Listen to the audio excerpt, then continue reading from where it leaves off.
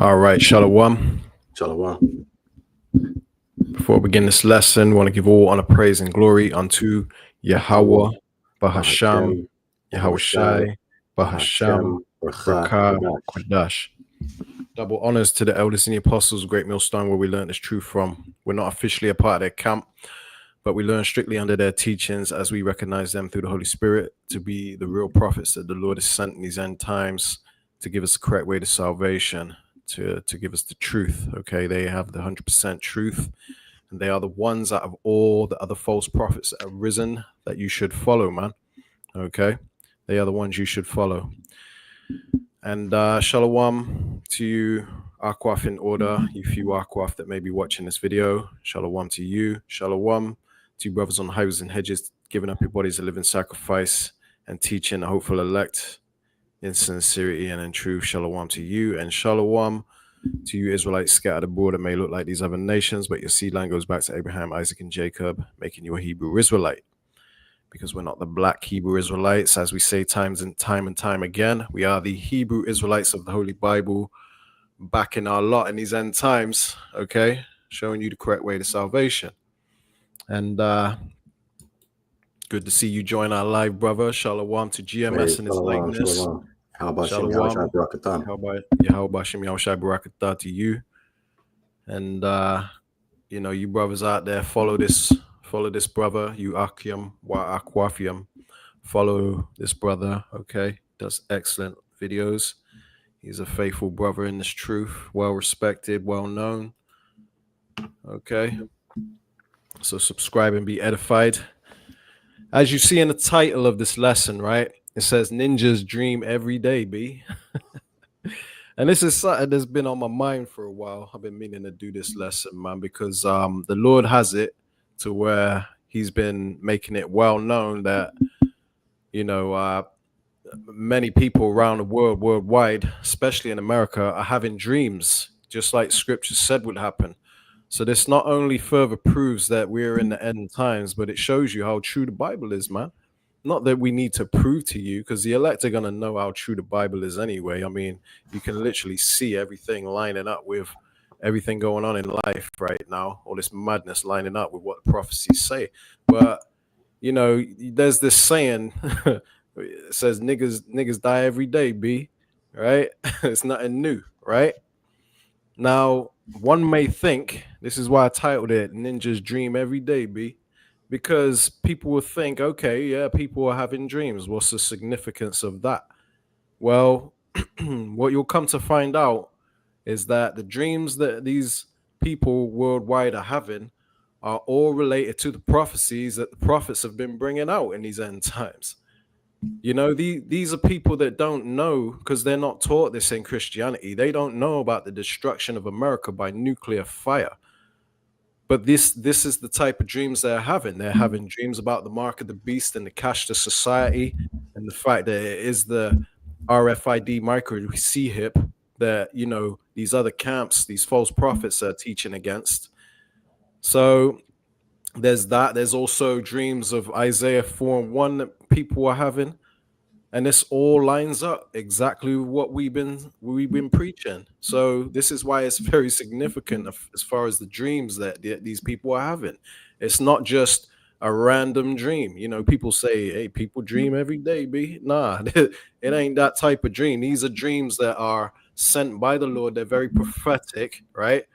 And we're gonna bring this out. We got a few clips to play. I want to show you a channel that I actually put it in it. I put 2 links in the description of this video before, you know, post-production. And you know, these are where I'm getting these videos. Those links that I put in the description is where I'm getting the videos that I'm about to show you. And you would be wise to subscribe to them, because he puts up damn near every day a new video of people having dreams yet again. So this is why I think it's very important for us to do this lesson and to show you, you know, how true the scriptures are and how things are actually happening as the Lord said would happen, man. So first, what I want to do before I bring out these videos, I want to share my screen real quick. And I'm going to show you in the book of Joel, chapter 2 and verse 28, it says, "And it shall come to pass afterward that I will pour out my spirit upon all flesh, and your sons and your daughters shall prophesy." That doesn't mean women are going to be out here teaching on the highways and hedges, prophesying. I don't mean that, okay? Just means that they're going to have dreams, okay? It says, "And your sons and your daughters shall prophesy, your old men shall dream dreams, and your young men shall see visions." So, in a nutshell, you're going to have old, young, having dreams and visions, okay? And this is why people will say, "Well, what's the significance of that? People dream every day. What's so special about that?" Well, there's specific types of dreams that these people are having, all right? Now, what I want to do, unless you got something you want to bring out before I go ahead and play this. Nah, you can go ahead. Yeah. All right. What I'm going to do is I want to start with this one right here. Okay. Because this is going into the prophecy of Isaiah 4:1, right? And I'll bring it out in the scriptures after you watch this, but I want to go ahead and play this first, and then I'll bring it out for you. So check this out.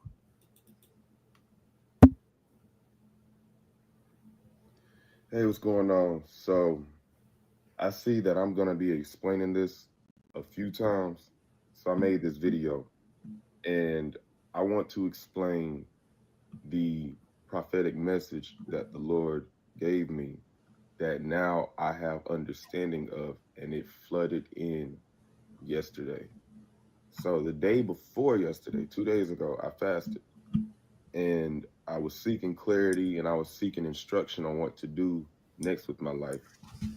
For those that don't know, I've had very major changes go on within my life. And now I'm asking, what do I do next? Because now I don't want to make a false move. I don't want to mess up. So I was given answers to questions that I didn't necessarily ask about, I feel, in this moment, but hear me out. So what happened? I was doing an interview on Saturday. I did a pre-recorded interview on Saturday and released it on Tuesday. The manager of my series, my podcast, broke down the videos into 40 shorts. And in one of the shorts, I was talking about, and I did this in the interview. One of the shorts, I was talking about how the news, actually in two of them, where how the news took, a perception. Basically, they talk about homicide, they talk about murder, they talk about these things, especially in the Black community. And then they always show a picture of a young Black person, a young Black man, and then they just go on about their day. So it's always homicide on this, avenue, on this boulevard, on this street, and then they show these young Black men, and then they move on. And so the belief has become and been held on to that the number one cause of death for Black Americans, especially Black American men, is homicide. But this is what I was talking about in the interview. I said that you would believe that, but actually, the number one cause of death for Black men in America is actually self-unaliving. That's what I said. But it was not. He said for Black males, it actually was self-unaliving. Which the person I was interviewing didn't know that. I didn't know that until... Salakia, 1 second, because he gets to the point, but right now he's not speaking about nothing that's relevant to this lesson. 1 sec, I gotta find it.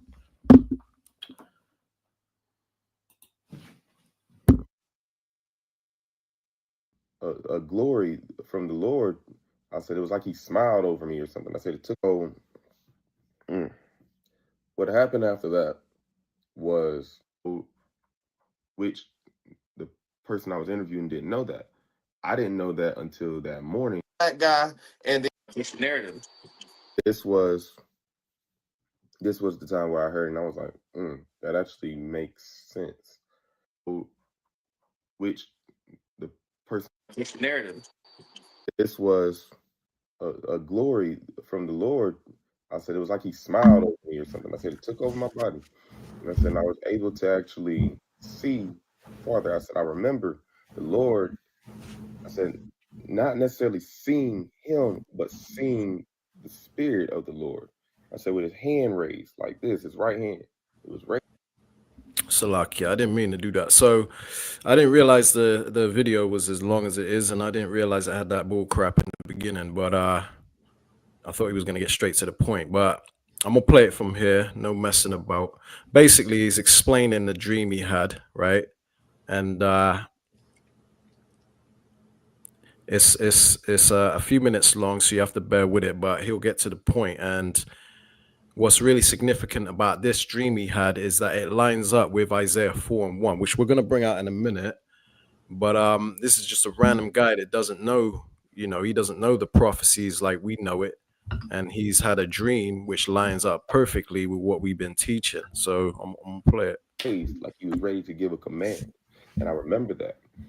And I said, after that day, I had so many dreams because I remember being on the SONY team and doing some of my first fasts. I said, as a collective, as a rap collective, we would fast together. So I would fast, and there were dreams that would flood in, messages, visions, they would flood in, and many of them would happen. There were many times where they were confirmed as real. Not just a dream or not just something that was a figment of my imagination. They would confirm themselves to be very, very real. So there was one that I did not get the understanding for, and I don't even want to say I misunderstood it because these things are to happen and there are scriptures to back them up. But I didn't understand the fullness of it until now. So in the dream, there were young men. There were young men that were in old army uniforms, old BDUs, like 90s uniforms, not necessarily World War I or II, but they were in like 90s army attire. And they were all younger than me. All these men were younger than me. None of them were millennials. They were all Gen Z men. And they were running into a battlefield. Now, let me describe this battlefield to you. It was very big, it was very wide, and it was dark outside. So it was nighttime. So the grass was dark green, but had that very much black hue over it. And the men were running into the battlefield and being shot down.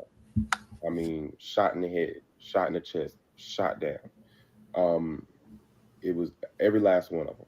They were all running out with weapons. They were running out with old guns that the military no longer uses in combat. M16s are not used in the military combat anymore. And they were running out there with them, and they were not using them properly. They were flailing above the head, going and then and they're running out there and dying. They were just getting slaughtered. And the thing is, nobody was actually shooting at them. They were running to a tree line, a dark tree line. And as they would run, bullets would fly out from over there. They were just flying. And you couldn't see who was shooting. There was no person over there actually shooting. They were running to a dark tree line and just being shot. They wouldn't even make it to the tree line before they would be shot. This field that they were in had to be about the size of maybe a football and a half, long, a football field and a half long, and it was being covered in blood. The men were being picked up by these old looking, I want to say World War One. The terms World War One keep popping in my head, but they look like World War One ambulances. And the medics kept trying to come out there and pick up the bodies and pick up the wounded. And there were so many young men dying and being shot and wounded till when wounded men were collected by the medics, they would eventually die because what was happening is there were so many dead men that 7 of them would be stuffed into the back of these ambulances at a time. They would be stuffed in, and the wounded would die because they were among the dead. It was so much dying going on. It was horrific to see. And Right. I want to pause it right there because he's speaking about 7 men being stuffed inside the ambulances or whatever, and 7 represents completion. Now he said that men were dying like crazy, right? Let's bring out the scriptures on that because that's exactly what the Bible said would happen during the time that the Bible calls Jacob's trouble, right? Because you're gonna have a lot of men getting drafted off into war, and they're gonna be dying in large numbers, man. Okay, this is the book of Second Ezra 16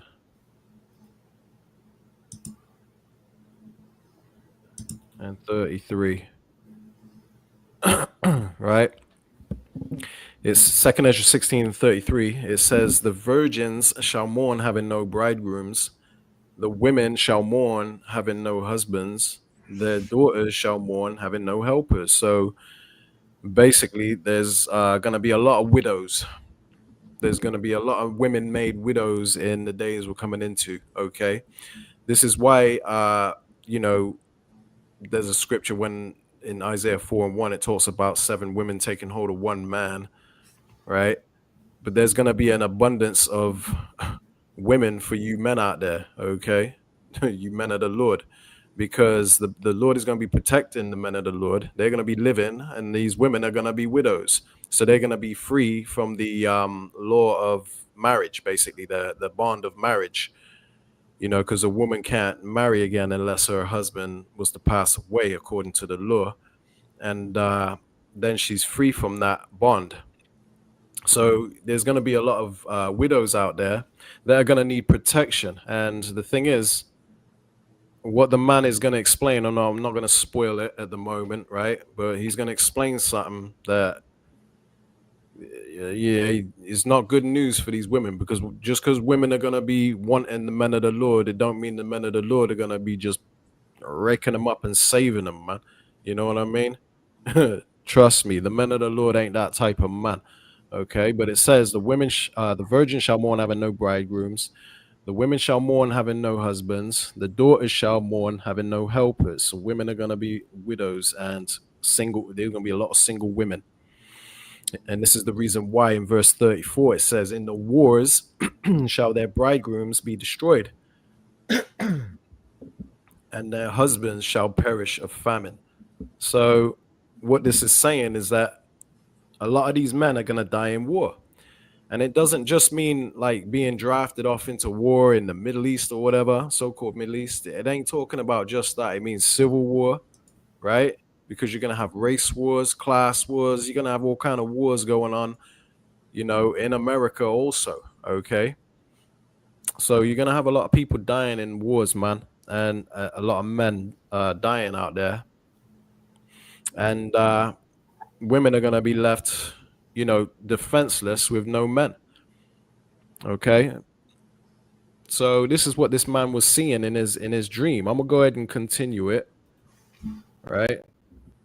Because there's more precepts that pop to mind as he speaks. The scene ended up turning red. These young men were going out there and dying, and not even having a chance. Like, they wouldn't duck. They had no guidance. They had no formation. They had no understanding. They literally did not know how to fight in this battle, and they were just running out there and charging and being slaughtered. And so the ambulances weren't even being touched. That's the thing. The ambulances were clean, but they were very old. No rust or anything, but they were very old style, like literally World War I old. I don't know. Again, don't know why I keep saying World War One, but the medics themselves were never being shot. They were helping, but they weren't being. They were out there, but they weren't being shot. So now you got, that was the first dream, and by the end of the dream, the field was covered in blood that would not dry up. It was blood it would remain red. It was so much blood it covered the dark hue that came from the night sky. It was just so much, and it was horrible. This dream ended. Then months later, I had another dream, and for those that understand what I'm saying, if you understand what I'm saying, this dream was connected to the first one, even though they were months apart. And I'll tell you how I know it. You'll hear it when I talk about it. In the second dream, it was about Generation Z women. There were no millennial women in this. It was Generation Z women and millennial men. They were the only ones I saw in this. So the Generation Z women were running around holding babies. They were holding their children, and they were running around looking for men. They were asking men to marry them. They were telling men, please. They were telling the millennial men, please marry me. Please marry me. If you don't marry me, I won't survive. I won't be protected. No one will care. Help me, help me. And a lot of the men were turning them down. The men were telling.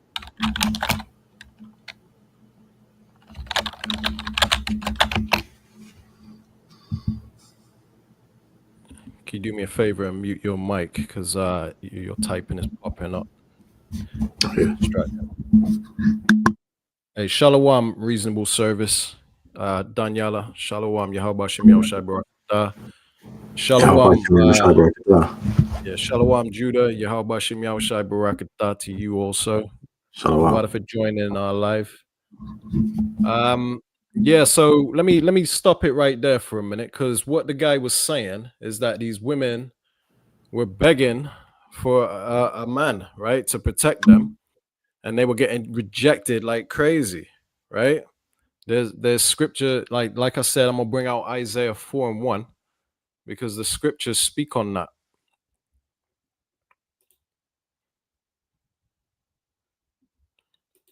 For those of you that may be watching that might not know, this is what the scripture says, which lines up exactly with what that guy was just saying that he saw in his dream, right? It says, and in that day, it says 7 women shall take hold of one man. Now 7 represents completion, so it could be any amount of women, but it just means that basically more than one woman is. This is why it's so significant. It doesn't say a woman shall take hold of a man. It says 7 women because it means that there's going to be a multiple of women willing to share a man. So the Lord is in other words, the Lord is getting ready to do a 180 on feminism, man, because feminism is a very big problem amongst our women in the days that we're living in now.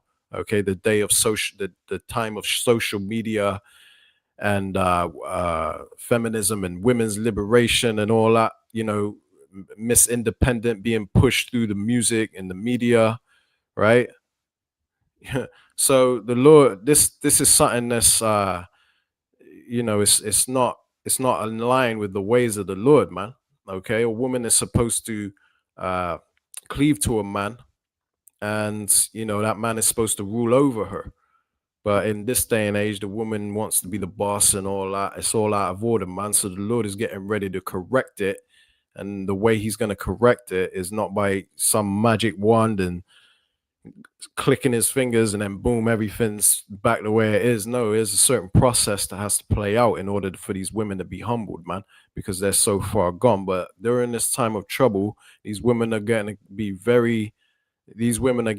ready to be very troubled in the times we're coming into, okay? And they're going to be alone without husbands. So the scriptures say here in Isaiah 4:1, in that day, that time period, it says 7 women, a complete number of women, shall take hold of one man, a man of the Lord, saying, we will eat our own bread and wear our own apparel. When do you ever hear women talk about we're going to provide our own clothes and food?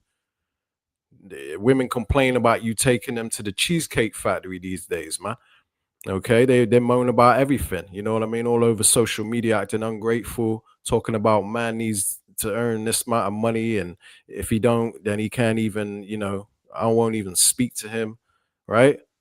All about to do a 180, man, because it's out of order, right?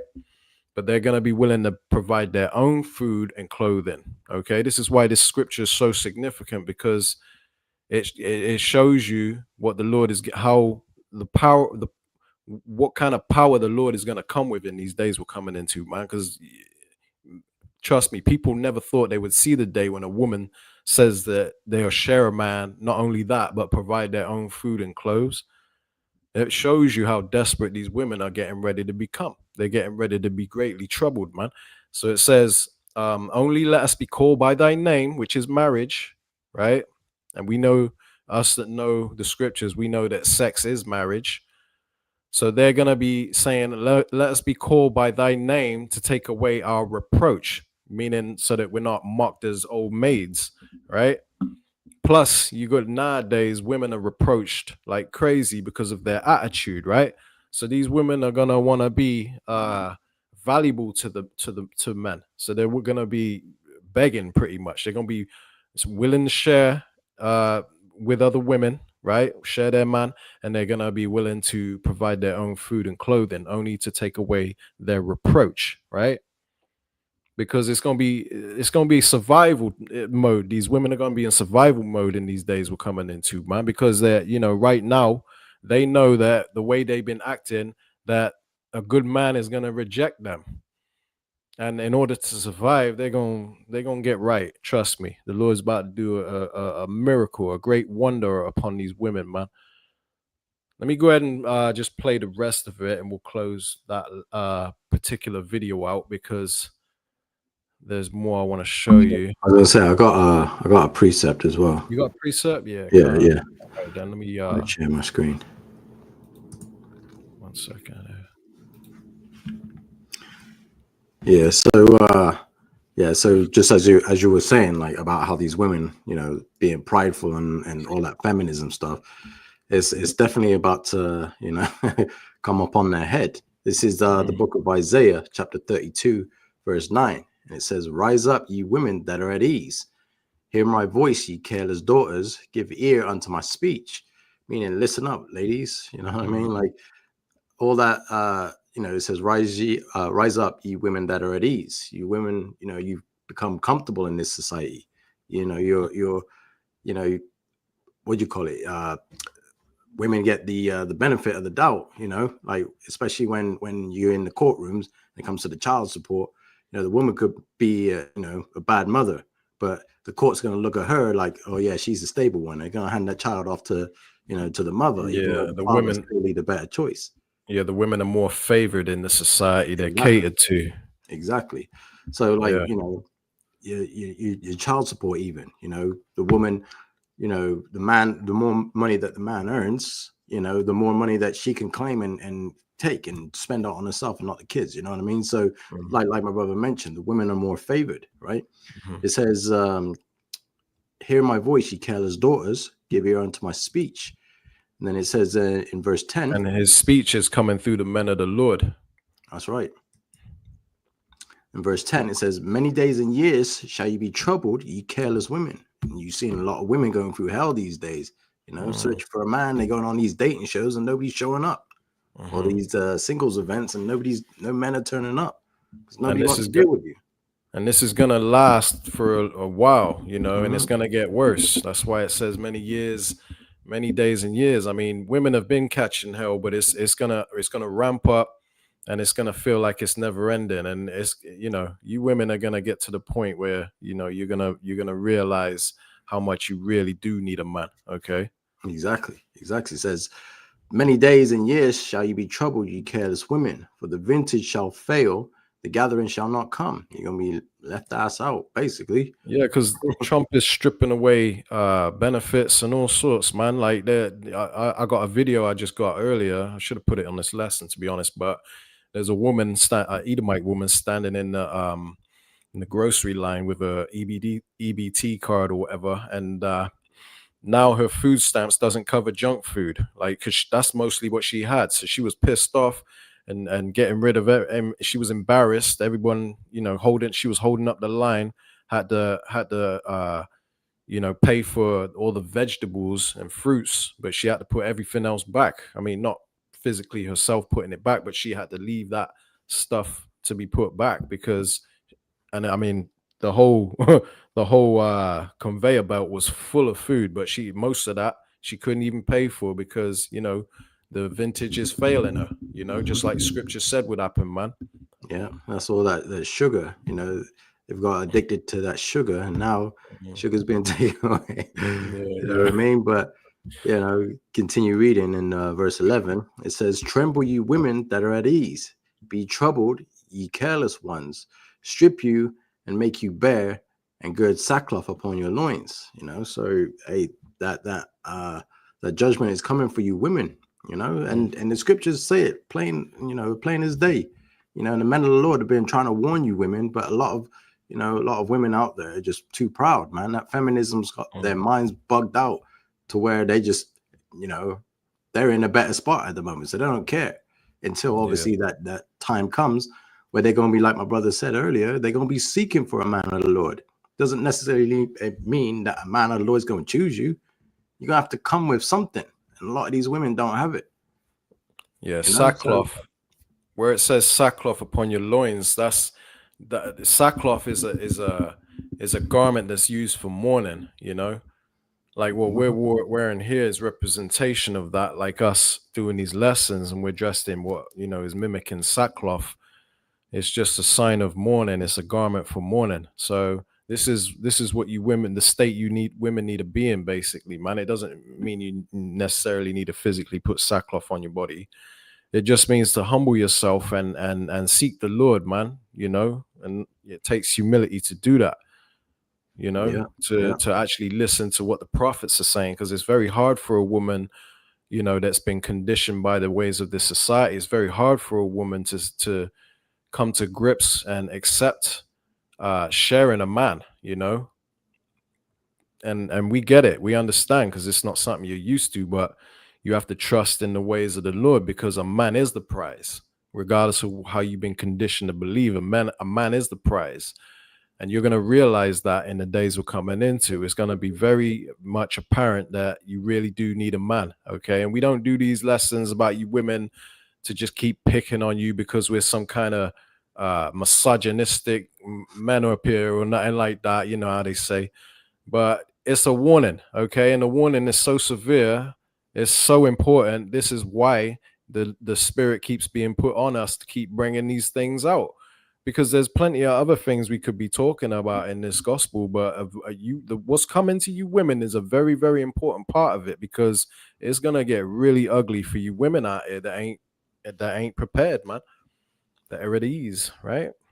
Yeah. Was that it on that? Yeah, that's all I had on that. But yeah, I just thought I'd bring out that precept because obviously it points to what you were talking about regarding the women. Come, man. Let me play the rest of that video then. I actually forgot where I'm at. I should have collapsed the video rather than stopping it. So I need to just quickly skim through the end bit and find out where I'm at. 1 second. Hey, what's going on? Was telling me don't be accountable for her demise. She said she was crying. She said, "Nick, the first one," she said, the second one, I'm sorry, she said, "Listen, we knew what you were saying, but we didn't understand what you were." Boy, it was heavy. And she broke down so they can be wives. There was women running around saying, some of the women even said, "I'll be your seventh wife."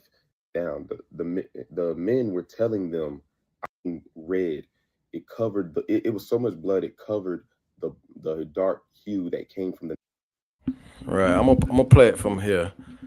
I know it's a bit back, but I'm gonna play it from here just so it really sinks in, because he was saying some very heavy stuff in this part. Night sky, it was just so much, and it was horrible. This dream ended. Then months later, I had another dream, and for those that understand what I'm saying, if you understand what I'm saying, this dream was connected to the first one, even though they were months apart. And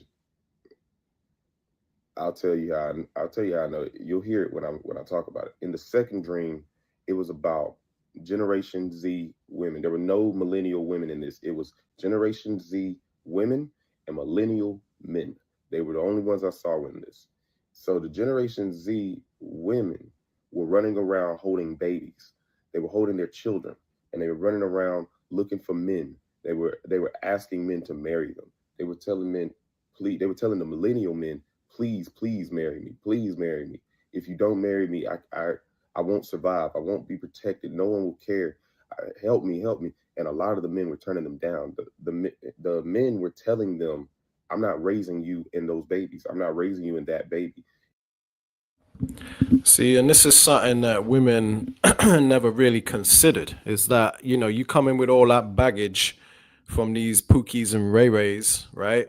You never thought that one day it would come back to bite you in the ass, because a lot of you women out there, the ones that ain't right, they will have children with multiple men just for like benefits and stuff like that, right? But they cleave to them benefits, and they didn't really know the Lord, you know what I mean? And that now is gonna be problematic, because the men of the Lord, it don't matter how big your booty is, how perky your tits are, or how pretty you are.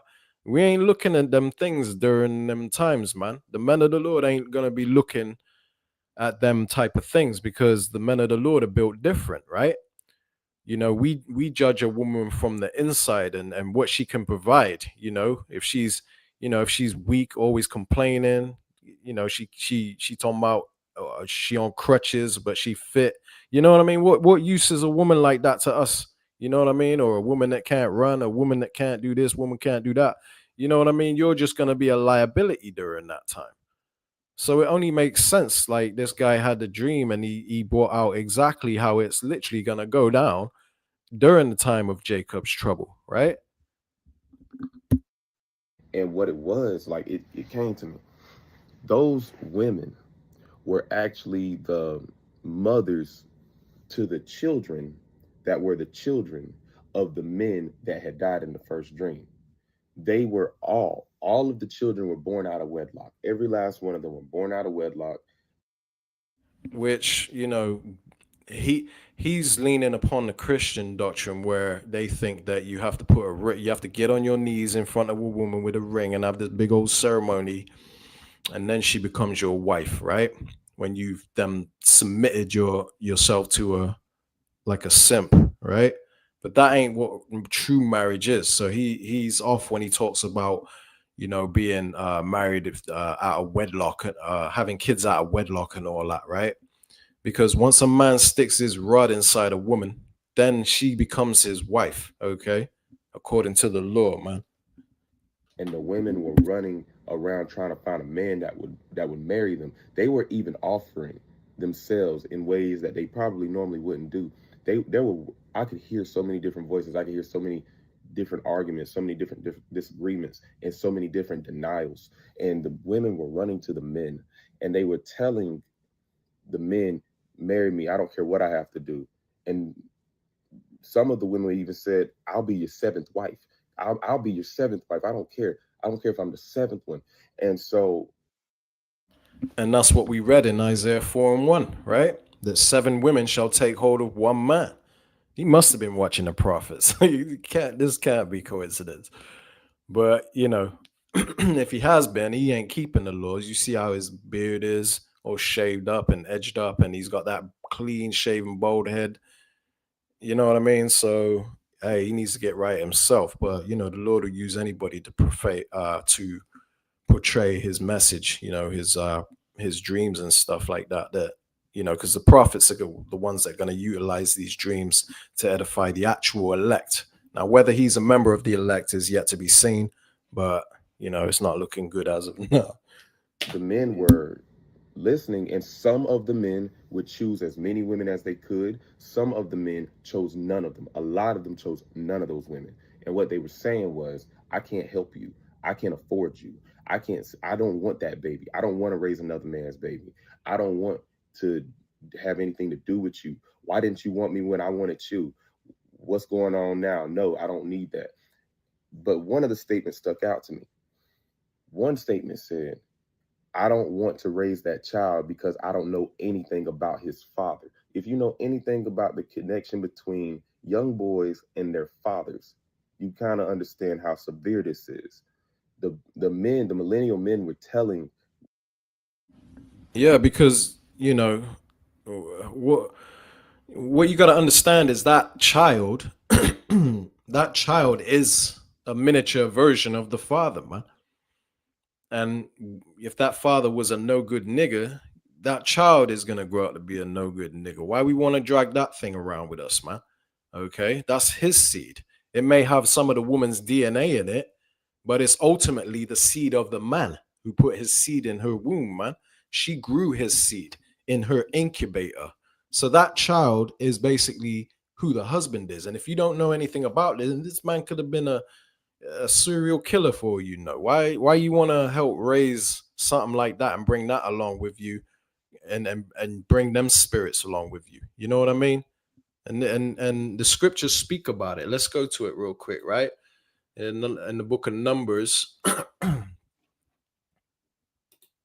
Let's come off Isaiah. We'll go to the book of Numbers. I forget the exact precept. Let me see. Was it pedigrees? Let's have a look. Pedigree.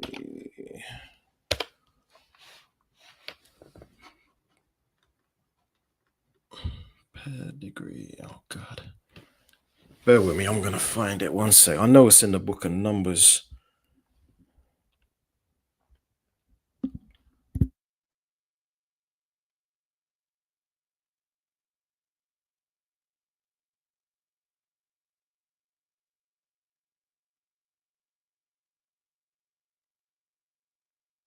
That's it. Numbers 1 and 18. I should know it. For some reason, I was thinking Numbers 35. So it's Numbers chapter. Oh yeah, I'm in 1:18. Right. For those of you that may not know, right, the seed, the child is who the father is. Okay, and the scriptures speak on this. In Numbers 1 and 18, it says, "And they assembled all the congregation together on the first day of the second month." Right, and this is the point right here. It says, "And they declared their pedigrees after their families by the house of their fathers." See, it says, according to the number of the names from 20 years old and upward by their polls. So the point being is this bit that I'm going to highlight. And they declared their pedigrees, which is their lineage. It says, after their families by the house of their fathers. So this is how you determine a man's pedigree. Like if a man is from the tribe of Judah, right? And he sticks his rod in a woman that's from a Moabite, that child can come out looking like a so-called Chinese person, a Moabite, but that child is an Israelite from the tribe of Judah, okay? Because the pedigree, the lineage is determined by the house of the fathers, right? So this is why when that man said about that dream he had, and that, I'm gonna run it back slightly, right? Because he talks about how, the man was saying, I don't know nothing about them children, and who I don't know nothing about the father, so I ain't taking a risk, which is a valid point, man. Okay, because we don't want to be raising other men's children. That's just baggage, man. You women should have thought about that before you went having all these babies with different men and stuff. That's gonna be a burden to you in these days we're coming into, man. Some of the women even said, "I'll be your seventh wife. I'll be your seventh wife. I don't care. I don't care if I'm the seventh one." And so the men were listening, and some of the men would choose as many women as they could. Some of the men chose none of them. A lot of them chose none of those women. And what they were saying was, "I can't help you. I can't afford you. I can't. I don't want that baby. I don't want to raise another man's baby. I don't want to have anything to do with you. Why didn't you want me when I wanted you? What's going on now? No, I don't need that." But one of the statements stuck out to me. One statement said, "I don't want to raise that child because I don't know anything about his father." If you know anything about the connection between young boys and their fathers, you kind of understand how severe this is. The men, the millennial men were telling the women, "I don't want what their father has to come into my household." And so they would deny the women. And some of the men even told the women, I'll take you, but you have to leave the baby. And a few of the women chose to leave the child. Hey, that just shows how desperate these women are gonna be during that time, man. Okay. boy, boy, you women out there, you really don't understand the severity of what's coming, man. Because life ain't gonna be like it is now always, man. During a time of war, it will affect your personal life. There will be famine. There'll be all your benefits that you used to having is going to be cut because they're going to need that money for the war. It's getting ready to be ugly, man. Yeah, you're gonna see bodies and all kinds of stuff laying in the saying, streets. Slakia, say that again. I was gonna say you're gonna see all types of bodies and dead, death around you. Do you know what I mean? Like, Yeah, the mentality is gonna be crazy. Yeah, man, it's gonna stink around here, man. You're gonna see bodies just laying out in the street like normal, like it's nothing, you know. And all women, they go for right now. They want to go for like the brother said. Let me made me laugh. GMS in his lightness said, "This is the type of women they want, right? They want a woman. They want a man that's 6 foot, 6-pack, and 6 figures, right? 666. AB, the mark of the damn devil. That's because these women are their right hand man is Satan." But anyway, this is what women want these days, right? Which is, is something they're not gonna be caring about all that during the times we're coming into, man. All that goes out the window, all that tattoos, and he's got to make 6 figures. Hey, money's getting ready to go cashless, and you're gonna have to have a damn microchip shoved in your body, okay? And you women out there that know what that is, you're gonna want to reject that. And the only way you're going to survive without that, most of you is through man of the Lord, man. Okay? Unless you live in a sewer like a damn Ninja Turtle or something. Some kind of underground shelter. eating rats, rat burgers. But anyway, man, let me just play a little bit more of that video and then we'll wrap it up. As far as this video goes, because I got other videos I want to show you. God, please give me a husband. I don't want to live with my reproach. I don't want to live with my reproach. I don't want to live like this anymore. And scripture talks about this. Scripture talks about women who will want men and will be fine with basically being their wives up until the 7th wife. All of this. It's in there. So that was the second dream. Those women were like, I had one run up to me and she said, she was like, will you marry me? And I said, no. And she was like, why won't you marry me? And I told her, I said, I can't afford you, remember? Like, it just came out. I wasn't even really thinking about it. I was like, I can't afford you, remember? And she broke down. She started crying. She started begging. She said, please, I need a protector. I need a protector. I need somebody who can help me. And they were frantic. It was so many women. These were all for lack of a better term, these were all the baby mothers of the men that had died in the first dream. And it was pitiful. It was very sad. And that was the second dream. I didn't. Right, I'm gonna leave that there, right? And I got a precept I want to bring out that pops to mind in the book of 2nd Ezra chapter 9.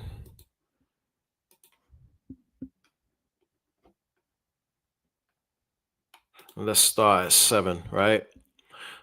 2nd Ezra 9 and 7, it says, and every one that shall be saved and shall be able to escape by his works and by faith whereby ye have believed, right? So escaped, the troubles that are coming, right? So you're going to escape by your faith and your works. Faith without works is dead, right? Verse 8, it says, shall be preserved from the said perils, meaning you'll be preserved from the things that we've been prophesying about. All this trouble that's getting ready to come, man, right? We bring it out a lot. Jeremiah 30 and 7, the time of Jacob's trouble. It's going to be a time like there's never been on earth.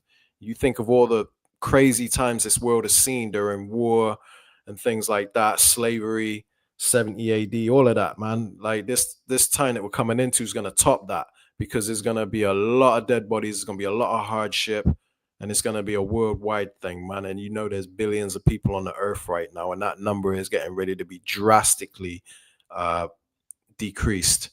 So it says that they shall be preserved from the said perils, and shall see my salvation in my land and within my borders. It says, for I have sanctified them for me from the beginning. We're getting to the point. Verse 9, it says, then shall they be in pitiful case, which now have abused my ways, and they that have cast them away despitefully shall dwell in torment. So, you know, when we are here correcting you, showing you the correct way to follow the Lord, right? Showing you his correct name, dietary laws, you know, different things, how to keep the Sabbath, that you must keep the Sabbath, flee from Christianity and these philosophies of the world, separate from your enemies, number one enemy being the so-called white man, Esau, Edom, you know, many different things, right? But this is how you please the Lord, and this is how you're going to be spared from what's coming, right? But they cast them away despitefully, right? By saying that we're in a cult, that we're a hate group, you know, all these things that they say without understanding, because they're too proud to look into what we're teaching. So they just dismiss us without even giving it a second thought. That's going to be, they're going to have to pay for that. And they don't consider it as of yet while they're in their comfortability. They ain't considering it. But the day's going to come where they're going to be banging down our door, well, seeking us, should I say, but they're not going to be able to find us, right? And that's what Amos 8:11 speaks on that. So I'm going to read it from the top again. It says, then shall they be in pitiful case. You're going to be in a bad way, man. It says, which now have abused my ways, and they that have cast them away despitefully shall dwell in torments. So, you know, not being able to take care of your children, you know, not having a man to protect you when women are getting ravished around here like crazy, tied up in basements and becoming some kind of scientific project. You know what I mean? It's going to get ugly, man. But these women that are despised, and men that despise the ways of the Lord, are going to dwell in torments, man. It says, for such as in their life have received benefits and have not known me. So everything was sweet for you when things were sweet, and you think you didn't need the Lord. You thought you was already saved by the blood of Jesus. You thought that just showing up at church and getting robbed by Pastor Porkchop was enough. You thought that you didn't need the true prophets that the Lord sent, right? It says, and they that have loathed my law while they had yet liberty, and when as place of repentance was open unto them, understood not, but despised it. See? So while you had a chance to repent, you despised it. So now, you know, great troubles coming your way. And it says, the same must know after death by pain. So a painful death is in store for all of you people that rejected this gospel, man. The new song, you know, the true gospel. So anyway, that's it on that. I don't know if you got any precepts you wanted to bring out before I continue. No, I don't. All right, cool. Actually, no, Slakia, I do. Sorry. Okay, I'll share screens with you real quick before I crack on, because there's other things I want to bring out, other videos I want to bring out. He said fly pies. Fly pies, that's right. In the sewers eating rat burgers and fly pies. Send the link, Baba Kushah. Which link was that? I'm forgetting. Is it to that video I just was playing? This is spiritual tea. That's right. That's right. But yeah, I'll go ahead and pass the mic. Let me see, where am I at? Let's remove that. Oh, what have I done? Add you to stage. Yeah, you get there in the end. But this is the book of Micah, chapter 7, verse 10. And it reads, then she that is mine enemy shall see it, and shame shall cover her, which said unto me, where is Yahweh thy power? So a lot of these women, you know, you try to tell them like you need to repent, keep the commandments, and they basically throw it in your face. Tell you can't tell me nothing. You know what I mean? That attitude, that proud attitude that they have, right? And it says, "Mine eyes shall behold her. Now shall she be trodden down as the mire of the streets." Meaning you're gonna be trodden down like dung in the streets. Like doo-doo. Yeah, That's you're gonna, it. you know, have a lot of trouble in those days. It's gonna be a lot of sorrowful, gnashing of teeth. You're gonna be nervous walking through the streets, and you ain't got no protection. Yeah, which lines up with that dream that brother was having when he saw, women in a pitiful case, man, trodden down as the mire of the streets, basically, right? Exactly. That link, I'm gonna put a link to that actual video in the description for anybody else that wants that link also. Just grabbing it real quick.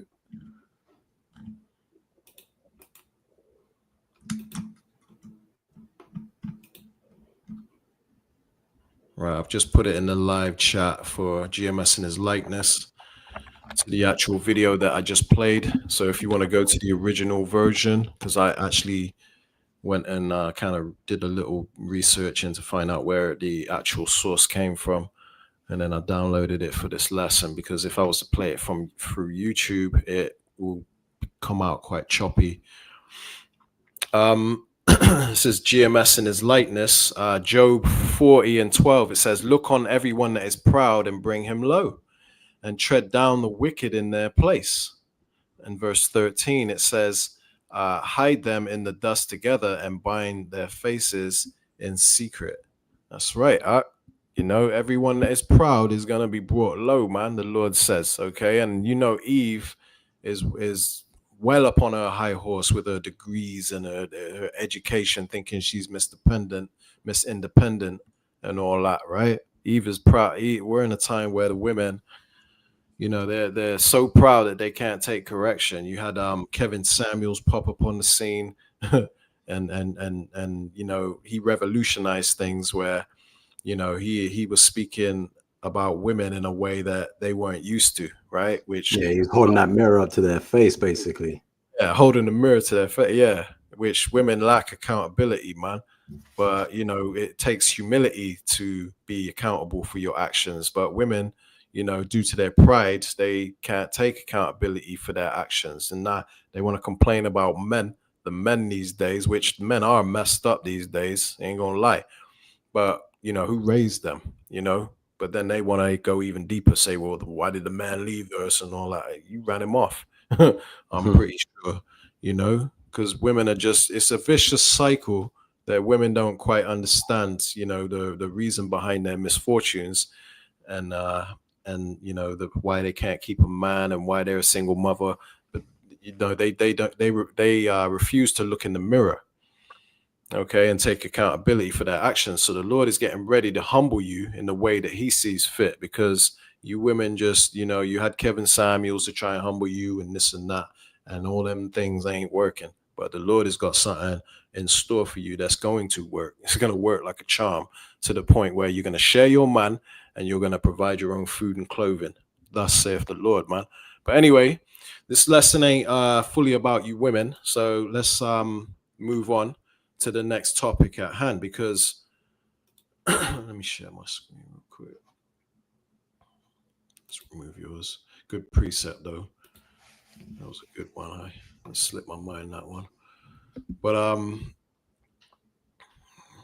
want to show you another video or two, right? Because there's a lot of things that brothers, I wouldn't say brothers, but people are having dreams about, right, on different topics that line up with the scriptures, man. You got the destruction of America, right? Let's go ahead and bring that out real quick.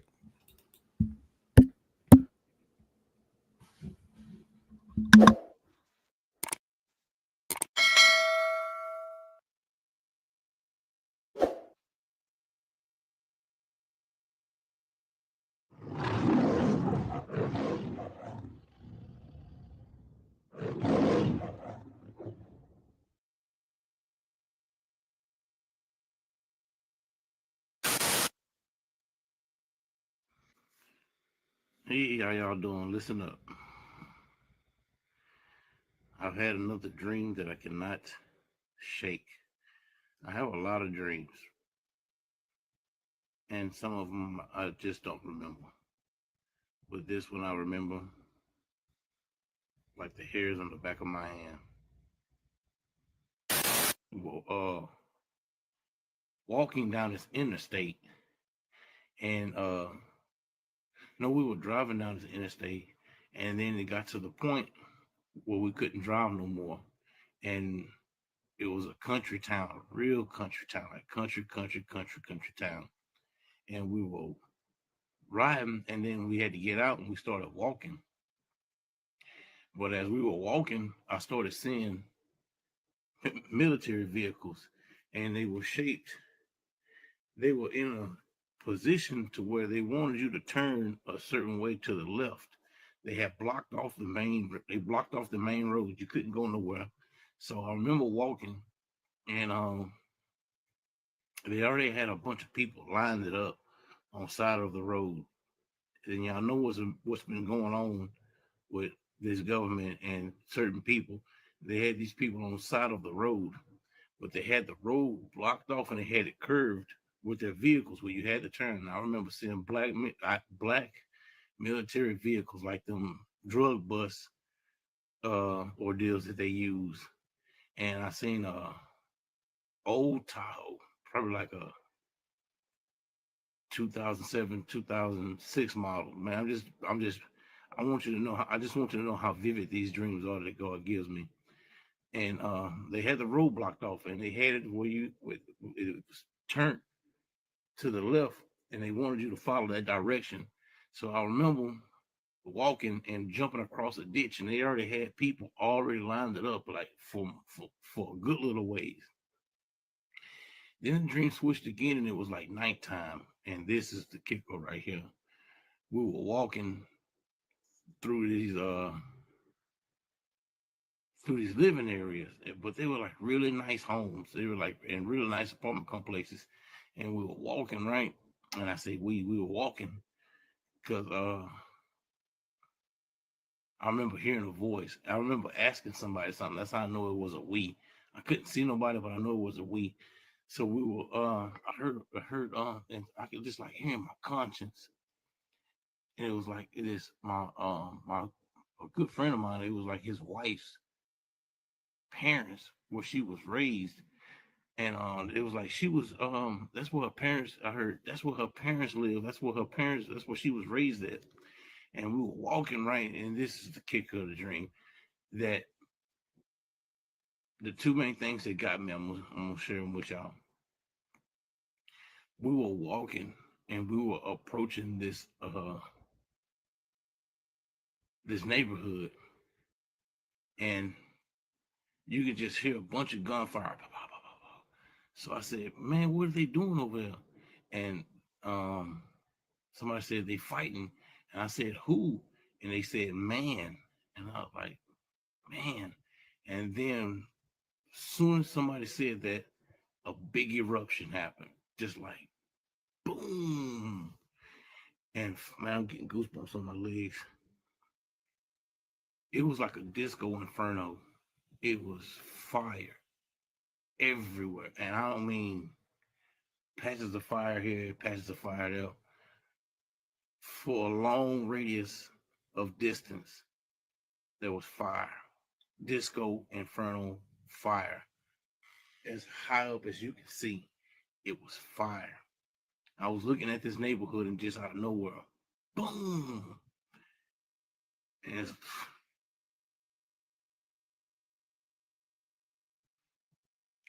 I don't think people understand what's about to happen. I really don't think people understand what's about to happen. I can hardly stomach the fact of what's about to happen. And we know that it's about to happen. I don't have to elaborate this to you. You know, and I know, and we know what's about to happen. You can see it in my eyes. We know what's about to happen. It's about to be chaos. It's about to be a lot of destruction if you're not paying attention. You need to pay attention. All right. I seen fire for miles. Disco orange, hot fire when that bomb dropped. Cause it was nothing else could cause that much damage, that much fire. It's fire. It's as high as you can see, as wide as you can see.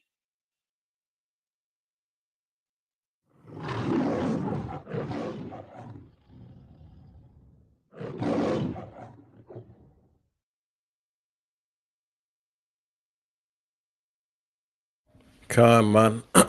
And you could see the seriousness in his voice and in his mannerism. that dream shook him up, man. You know, he said it weren't no ordinary dream. He said that was one of them dreams that, you know, is different. It means something, you know. And I got, boy, a couple precepts came to mind, because he was talking about how at first he was saying that you know, he was driving up a motorway, and then it got to the point where he got to this really, really country town, and he got to this really country town, and he had reached the end or whatever, and then they had to get out and walk, right? Which spiritually, in my mind, I'm thinking, like, you know how everything's fine. You got a car, you're able to drive up the motorway, everything's normal, right? And then he had to get out the car, meaning, you know, it got to the point where he couldn't rely on the car anymore, because maybe things had gotten chaotic, no petrol, you know, couldn't get fuel. So now they're on foot. They don't have the comfortability of traveling like they used to, right? And then he said he saw, automatically after that, he saw martial law troops, basically, right? The military, and they were directing him and blocking off certain cities and stuff like that, and directing him another way, right? Well, the scriptures speak about that, right? In the book of Second Ezra, chapter 15. One sec, I'm gonna share my screen. And verse 17.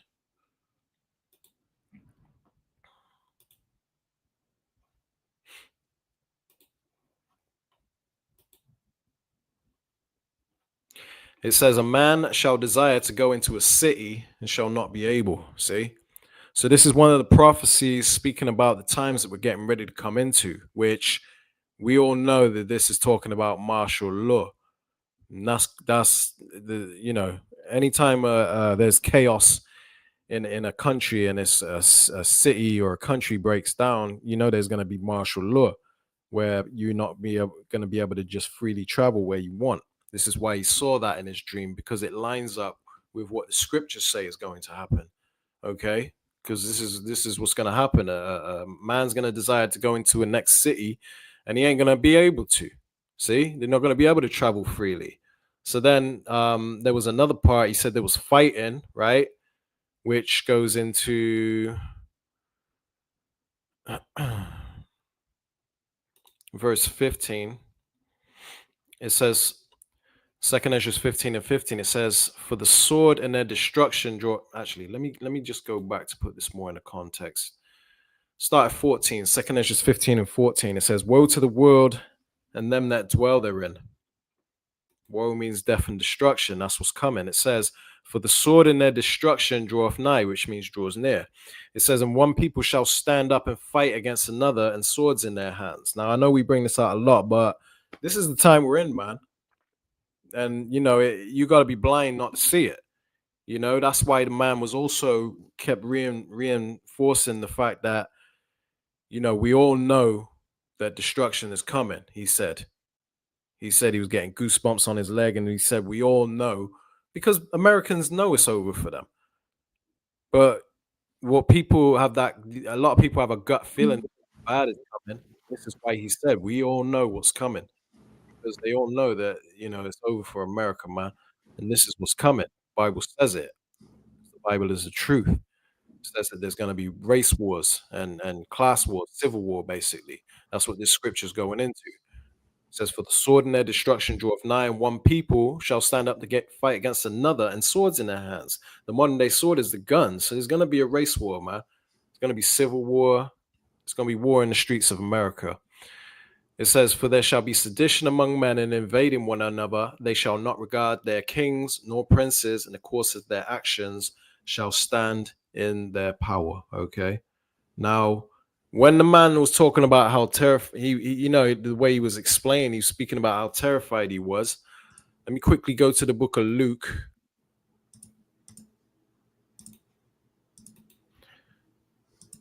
Chapter 21.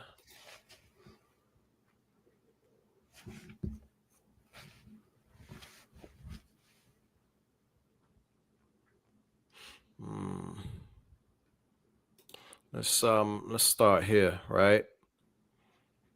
This is the words of Yahushai, right? Now we could spiritually equate this to the time we're coming into, because there's no new thing under the sun, and what happened then is what's getting ready to happen now. Now this is talking about when during 70. This is talking about basically this is the Lord is basically referring to the time we're living in now. Okay, in spiritually we understand that he's talking about the time we're living in now. In Luke 21 and 23 it says, "But woe unto them that are with child," right? You women that have children, just like that first dream that brother had, that guy had. He said that, you know, women with children were being rejected, right? And they were desperate. So it says, "Woe unto them that are with child, and to them that give suck in those days," meaning the women that are breastfeeding. It says, "For there shall be great distress in the land and wrath upon this people." See, and that happened during 70 AD, but it's getting ready that this time we're coming into is going to be worse than that, man. But this is the same type of thing that's going to be happening, right? Women that are with children are going to be in a bad case, man. So it says that, and they shall fall by the edge of the sword, and shall be led away captive into all nations, and Jerusalem shall be trodden down of the Gentiles until the time of the Gentiles be fulfilled, which, you know, happened already. And, you know, our land is trodden down by heathens, right? They're living in our land right now, saying that they're the chosen people, right? Until the time of the Gentiles be fulfilled, meaning in the end, until the Lord returns, right?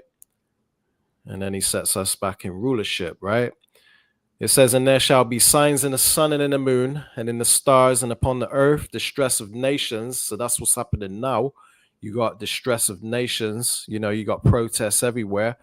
It says, "With perplexity." Perplexity means a state of hopelessness. It says, "And the sea and the waves roaring." And the sea and the waves goes into the masses of the people. It's not talking about the actual sea. Okay, it's not going to be a day where all of a sudden, whoa, the sea's going crazy today, just like the Bible said. No, it ain't talking about that. I mean, it will when them nukes drop, but this is parabolic language speaking about the sea and the waves roaring, about the people, man. These worldwide protests, and you've got even more protests popping up with, you know, the events that have been happening as of late. You've got this Kirk guy that got murked, right? And that's just stirred up a whole anthill with MAGA and all that. It says, this is the point I wanted to get at right here in Luke 21 and 26. It says, "Men's heart failing them for fear." And that's, you know, because people know it's over for America. And that guy was in absolute fear because he knew what was coming, according to the dream he had. You can see damn near turn pale. It says, "Men's hearts failing them for fear," meaning your mind. Your heart is your mind. So people are going to lose their mind for fear. It says, "And for looking after those things which are coming on the earth," because they know what's coming, man. It says, "The powers of heaven shall be shaken." So these elites are going to be, these elites are crapping themselves too. That's why they're fleeing into these underground bunkers, building bunkers like crazy, because they know what's coming, man, according to the prophecies and according to what they're seeing happening with their kingdom falling apart. Now, did you have any precepts you want to bring out before I go any further? I mean, can you hear me? Oh yeah, yeah. Thought I had my mic on mute. I mean, I do have some precepts, but are you gonna move from this topic onto another one? Yeah. Well, let me bring out one more then. Yeah.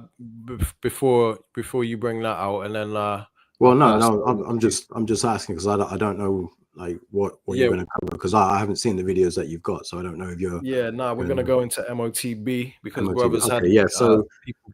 yeah, you bring out your precept and then I'll bring out mine. All right then. Cool. Did you want me to bring it out? Do you want to bring it out before I play the other videos, or you want Yeah, to? yeah. Yeah. All right then. Right. So I want to quickly bring out another precept in the book of Malachi,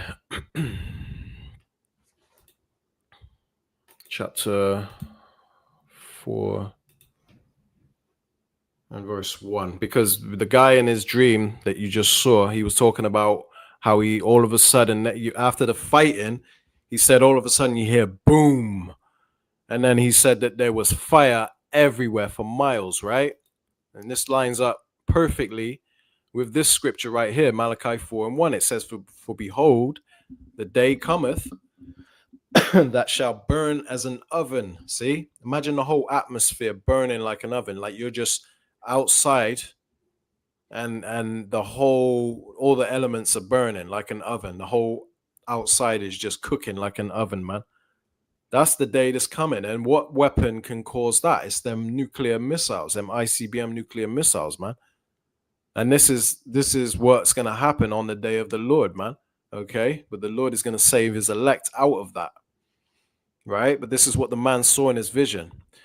It says, behold, the day cometh that shall burn as an oven, and all the proud, all that do wickedly shall be stubble.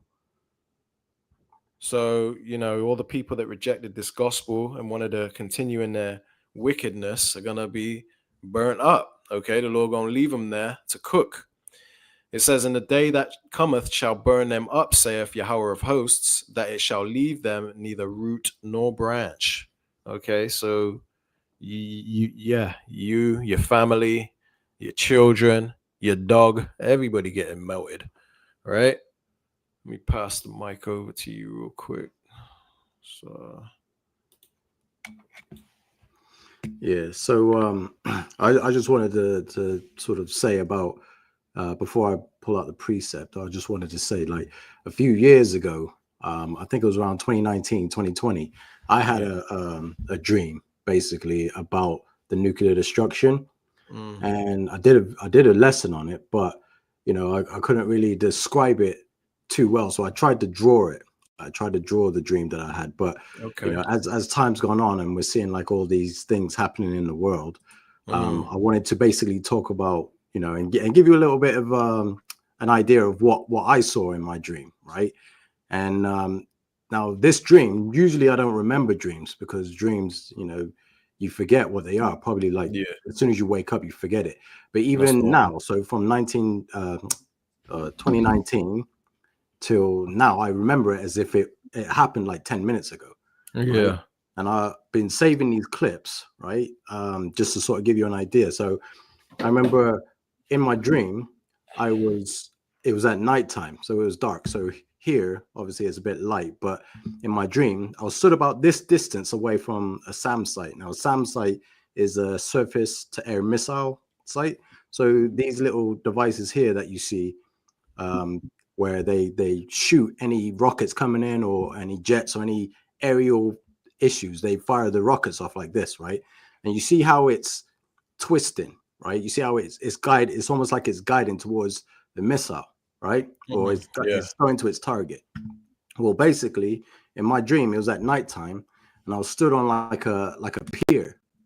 It was like a pier like this, and I was looking over a city. So it was like nighttime here, and this is the only thing I can just like come up with that sort of described what I was seeing in my dream. So it looks something like this. So I'm on a pier or a dock overlooking a city.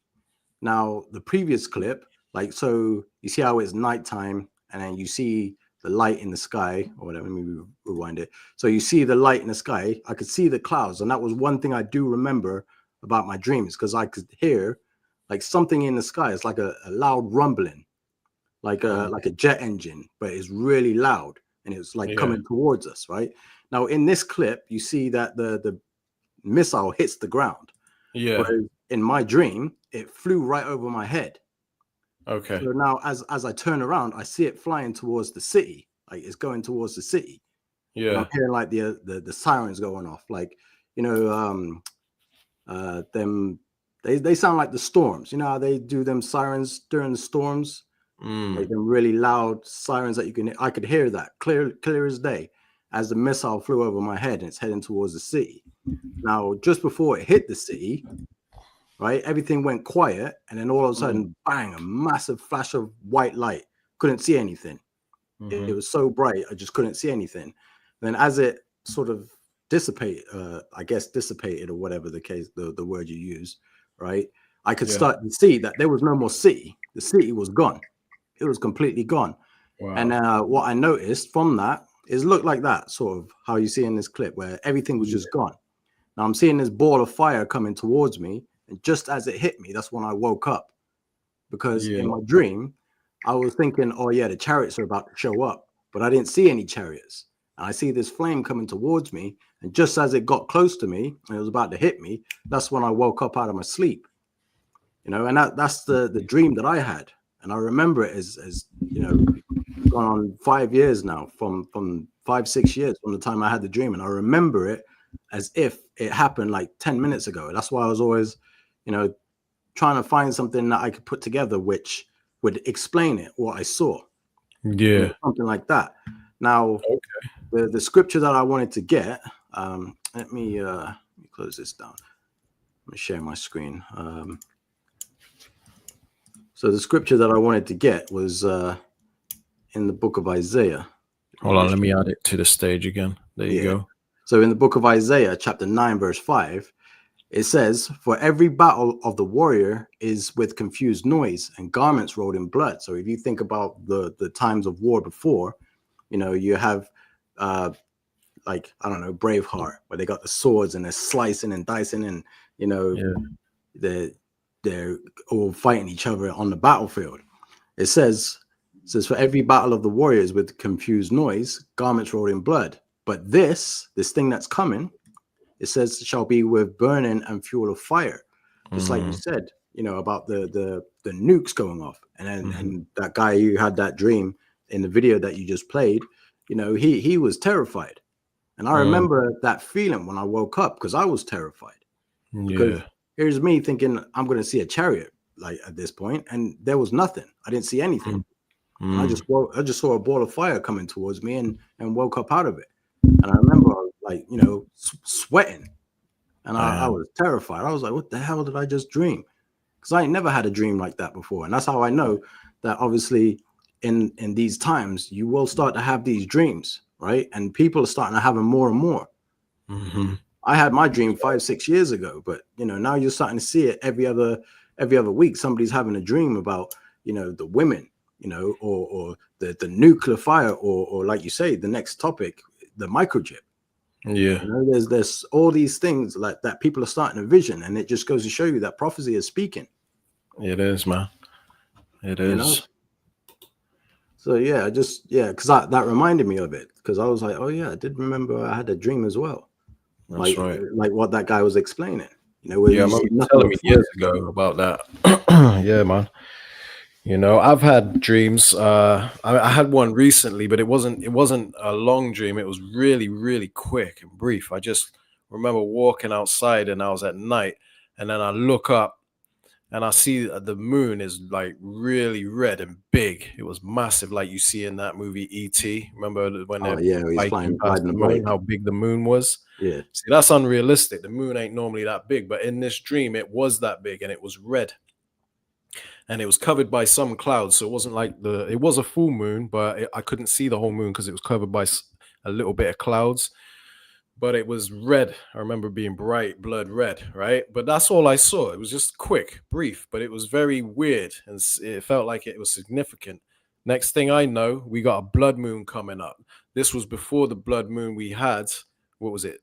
A week or two ago, we had a blood moon on, what was it, Sunday, I believe. But this was before I knew the blood moon was coming. So I thought to myself, maybe it means that this blood moon is significant, like is really important. But next thing you know, Kirk got murked race war. I mean, you got the race war brewing up in England. Man, the thing going on with France. Now you got Russia at war with NATO. Apparently, so many things going on. I was like, man, that must be what the reason why I dreamt that blood moon. But it was just brief. It's one of them things that happens sometimes. You have these strange dreams that actually stick out. But anyway, let me go ahead and play this other video because time is getting on and we got a few more things to cover, right? So I'm gonna play this. Which one have we got here? What shows you? Let's play this one first before we go to the MOTB, right? Another woman dreaming about missiles hitting America.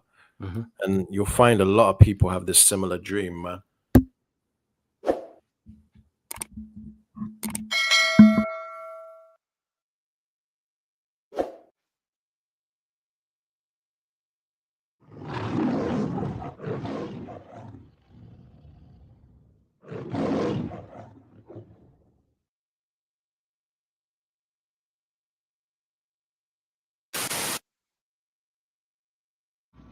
I had the craziest dream the other night about these missiles hitting the United States of America.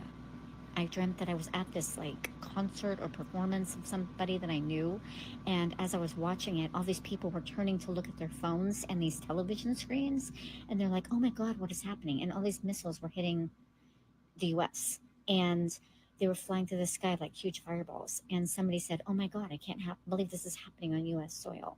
So I don't know what that means yet. I don't know if it's an actual literal attack or just means something else, like a huge, world event happens. But I dreamt all these missiles were hitting the United States of America, and all these people, these reporters on the news were ducking, and all of us were staring at the screen in shock and horror because watching all these missiles hit things in the United States. So I'm not sure what that means yet, if it's literal or symbolic of something else, but I kept seeing missiles hitting the United States of America. And it most definitely is literal. It's not symbolic. Don't ever let anybody tell you that it's going to be symbolic, man. Okay, let me quickly bring out this precept that GMS in his lightness brought out earlier. Shalom, bro. 2nd Ezra 16:1. Woe be unto thee, Babylon and Asia. Okay, America and Asia. It says, woe be unto thee, Egypt and Syria. It says in 2nd Ezra 16:14.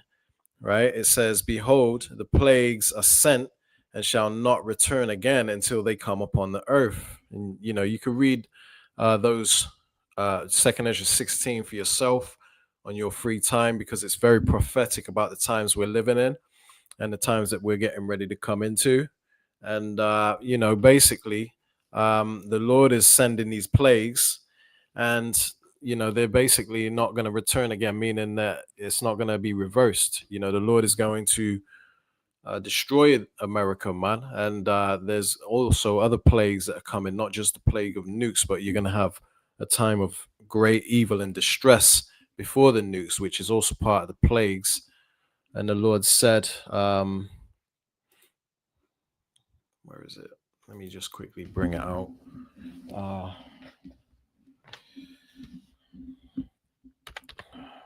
Plagues as before. There we go.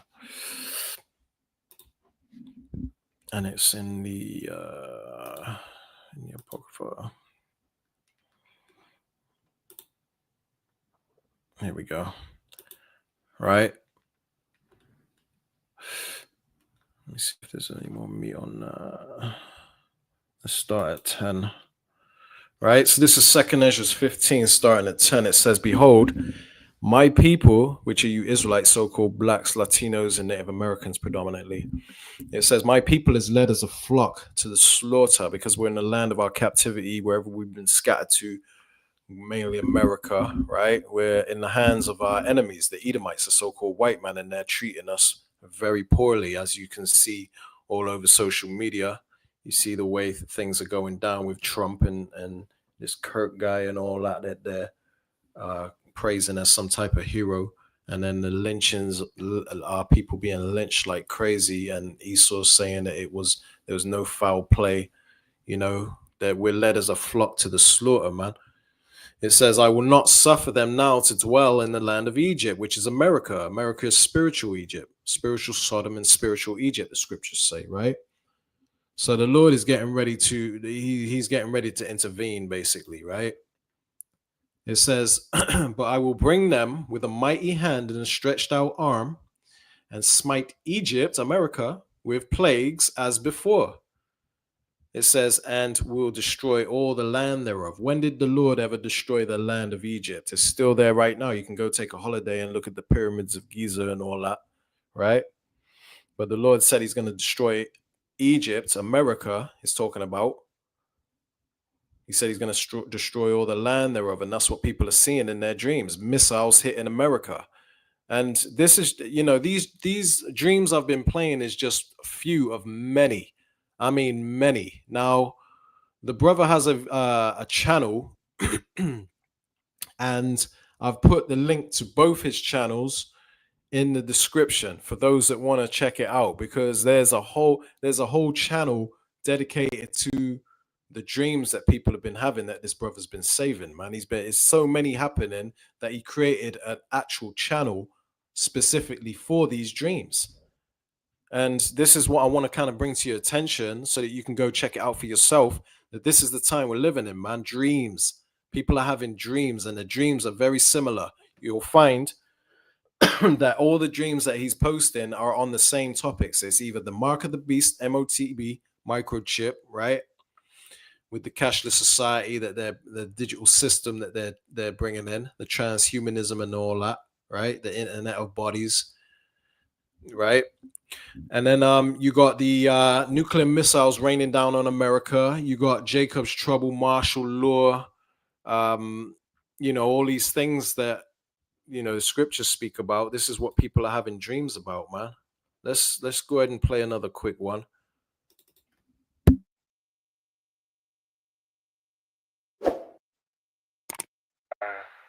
During Wade's sermon was based.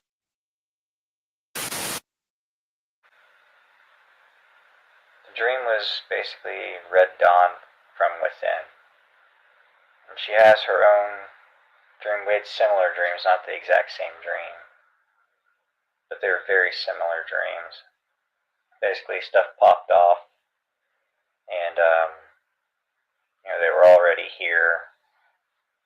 And in my dream, everything turned to chaos. People were running all over the place, trying to get out of the way.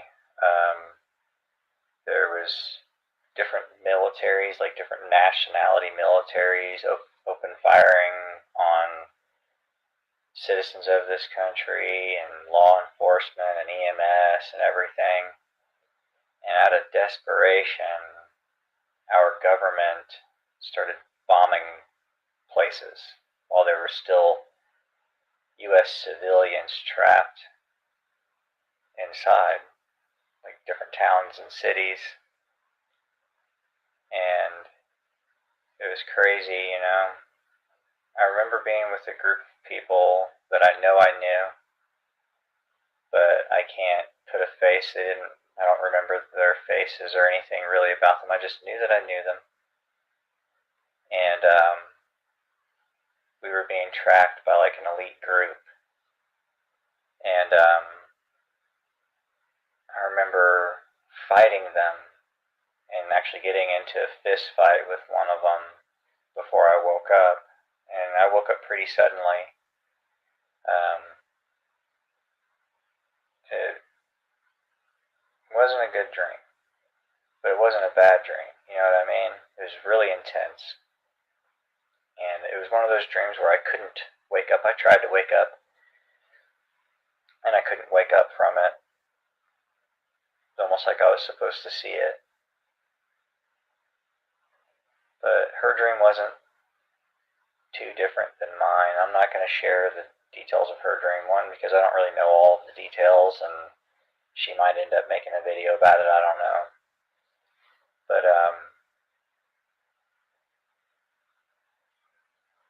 it's definitely something very similar, like just the setting even was similar. So I remember fighting to get out of where I'm at right now and getting to where I want to be at, and just planes falling out of the sky, all different kinds of stuff, y'all. It was crazy. Absolutely crazy. I've had similar dreams like that in the past, right? Like, one time I had a dream I was fleeing the Louisville, Kentucky area, and as soon as I get across the 2nd Street Bridge into Indiana, there's a bright flash in my rear view mirror, and then I woke up from that dream. Kind of makes you wonder. You know what I mean? But I'm curious, last night, I'm going to put the time and date up here. I'm not talking about tonight. I'm talking about last night. How many of y'all had a similar dream to that? And if you care to share any of the details that you might remember, please do so in the comments section. I'm really curious. Y'all stay blessed. So one thing that stuck out is in the beginning where he was talking about how there were different militaries or different governments fighting in the land of America. And there's a scripture that comes to mind in Jeremiah. Where is it? Jeremiah chapter 50.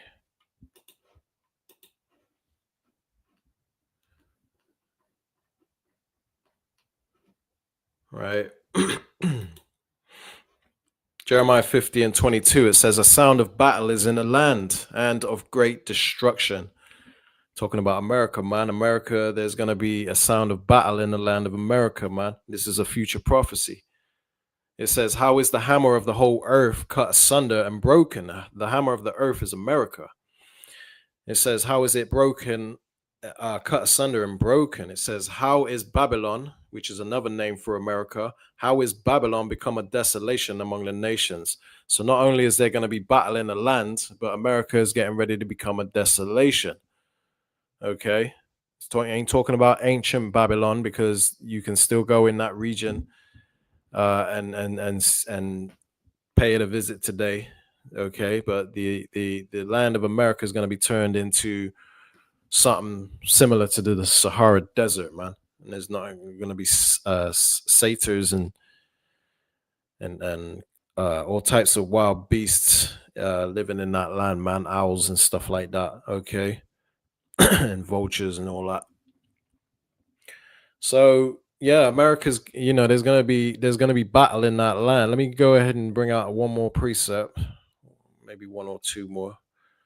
It's Joel chapter 2, starting at verse 1.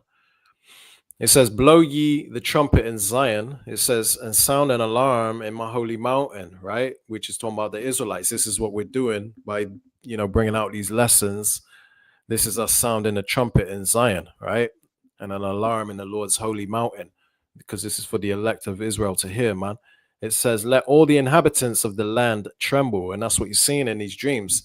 Do they look smiley and happy in these dreams that they've been explaining? While they're explaining these dreams, do they look like they're in good spirits? No, they look worried, man.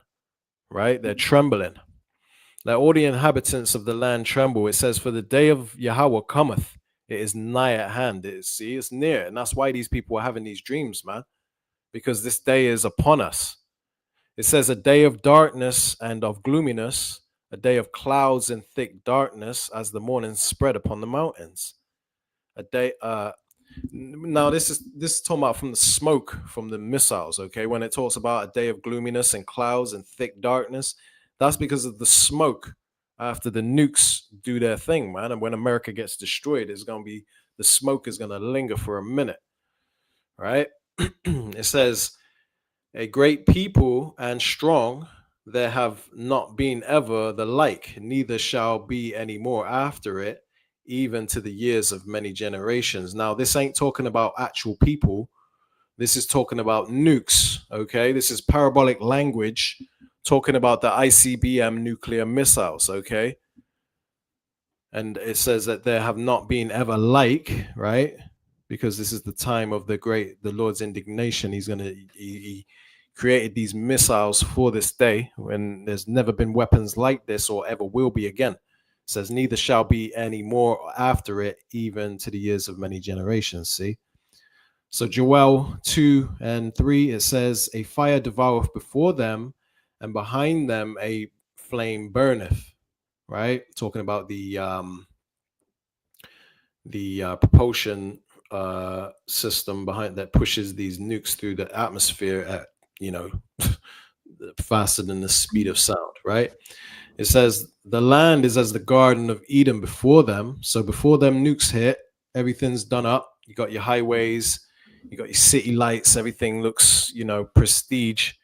Because it's the peak of Esau's kingdom, right? It says it's like as the Garden of Eden before them, and it says, and behind them a desolate wilderness, and nothing shall escape them. See, so that includes people. There's not going to be one survivor in the land of America after these nukes drop. And this is what people are dreaming about, man.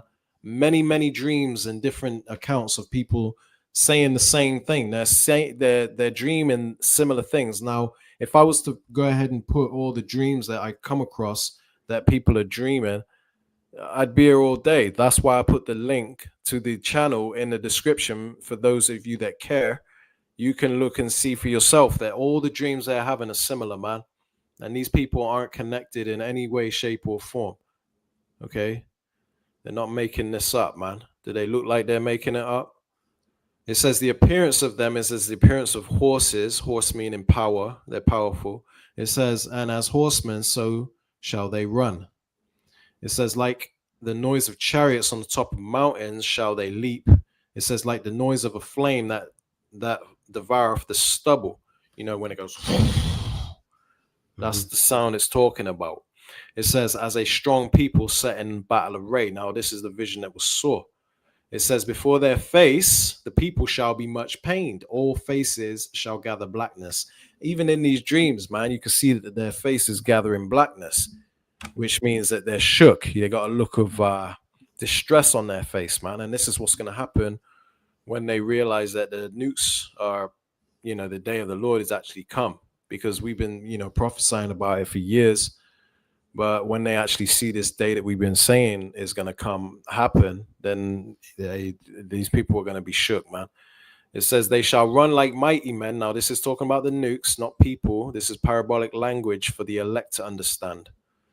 It says they shall run like mighty men. They shall climb the wall like men of war.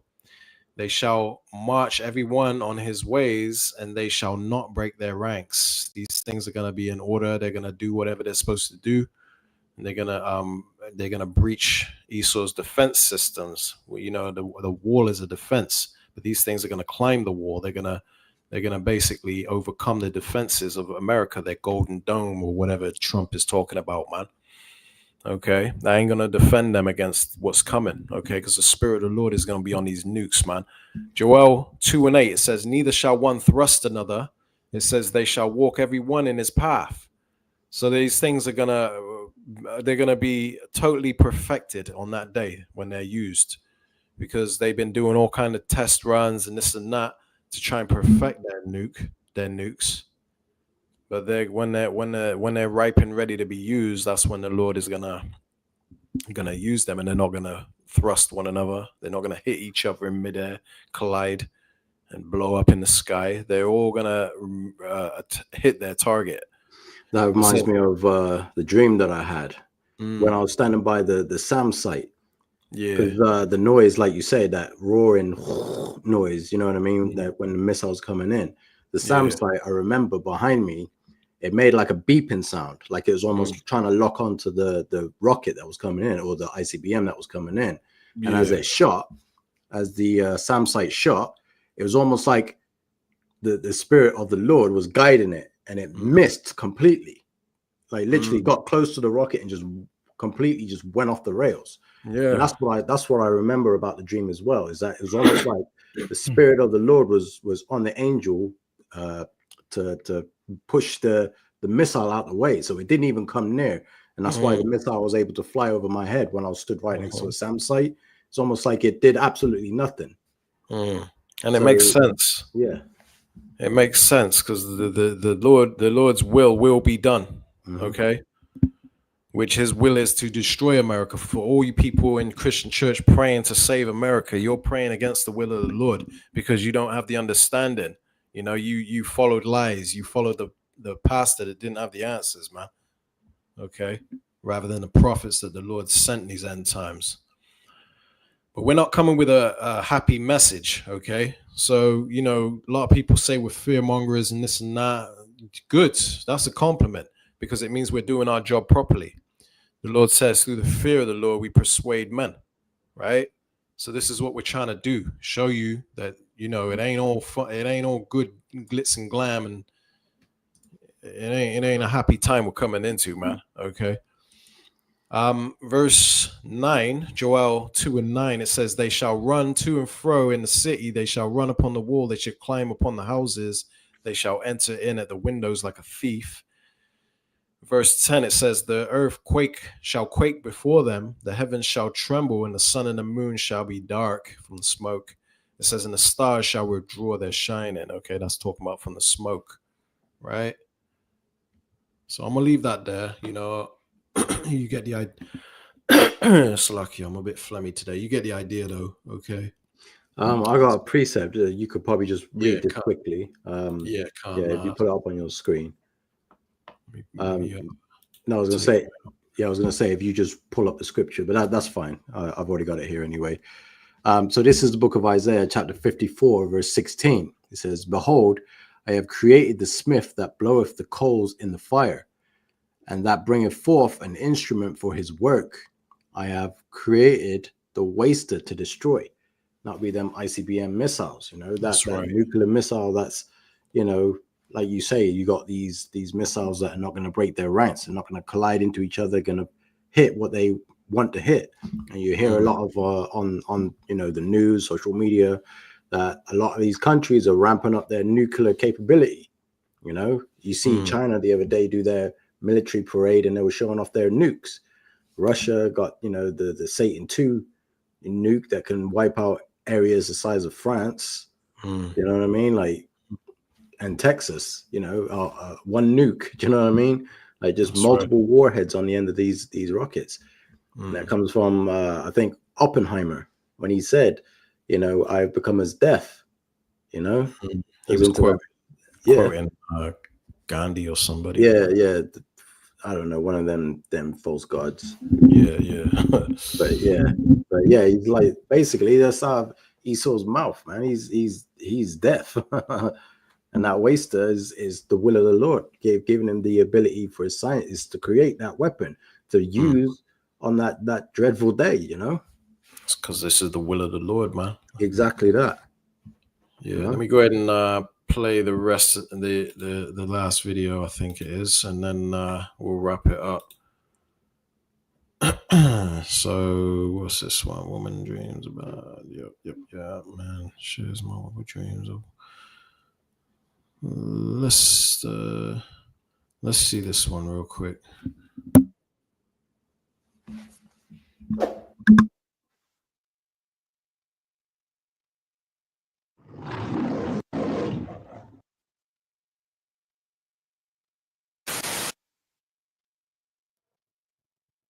This is something I've been having for a while, but okay, so I'm 43. And when I was like 16, 17 years old, I was sleeping in the chair in the living room at the computer, and I had a dream that there were military helicopters that were shooting missiles at America. I don't know. I keep thinking it was Russia, but I'm not sure. I don't know. All I know is military helicopters that were shooting missiles at the United States, and just hitting buildings and hitting people and whatever. And then I woke up. But I've had another dream 2 or 3 different times, kind of the same dream. And in this dream, me and my friends were at a beach. I don't know which beach it was, but there were warships out in the ocean, There were military tanks on the ground. There were planes and there were helicopters, and there was a war going back and forth from other countries at America and stuff. I've had this dream like 2 or 3 different times. Have y'all had any kind of dreams like these? Like when it comes to a war with America?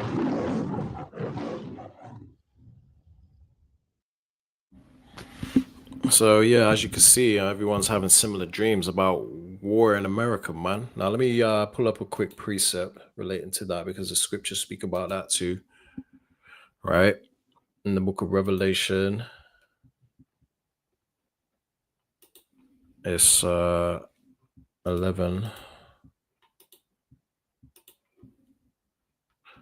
Because we've been speaking about the Third World War way before it was even, before the war between Russia and Ukraine, man. Before people ever thought that there was gonna be a Third World War, man. When everything was peaceful, we were speaking on this Third World War that's coming, man. But the Bible, we were speaking through the Spirit of the Lord, putting the Spirit on us to speak on these things that are written in the Bible, right? Yeah, you have to imagine as well, the elders and apostles have been doing it before even then. Yeah, because we come into their labors. So they've been doing it like 3 times as long as us. Yeah. At least. But yeah, man. I mean, the prophecies, the message hasn't changed. We haven't changed anything. Even the elders and the apostles, their doctrine is the same. And that's why this is pure, because we haven't, they haven't switched it up. They've stuck to what they were saying. They're saying in the beginning, that the Lord had them say, and now it's all coming true. So that's how you know that they're not false prophets, man. Right? You even had somebody come to one of the New York camps the other day and was like, "I've been looking for you, brothers. Everything you said was right." He was saying, did you see that one? Yeah. He was saying, you guys were right. He said, everything you've been saying is true. Yeah.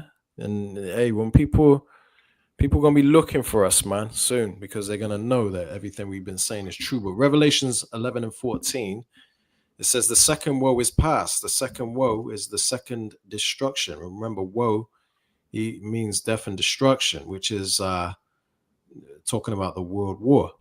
Okay, that was a time of proper death and destruction. So the second woe is past, the Second World War. It says, and behold, the third woe, the Third World War, cometh quickly. See, so it's coming quickly after World War II. World War II wasn't that long ago.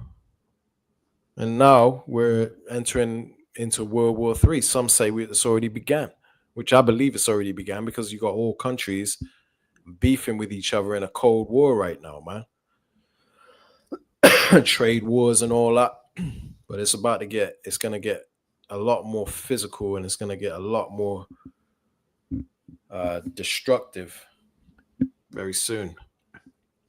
So yeah, man, this is the time. We're in the time of war. Let me go ahead and play this last video and we'll wrap it up. This is the dream about the MOTB, which is coming soon, which you can, if you've been paying attention, you can see they're trying to do away with cash and move to a digital system, right? Which all lines up with the prophecy we're going to bring out after this video.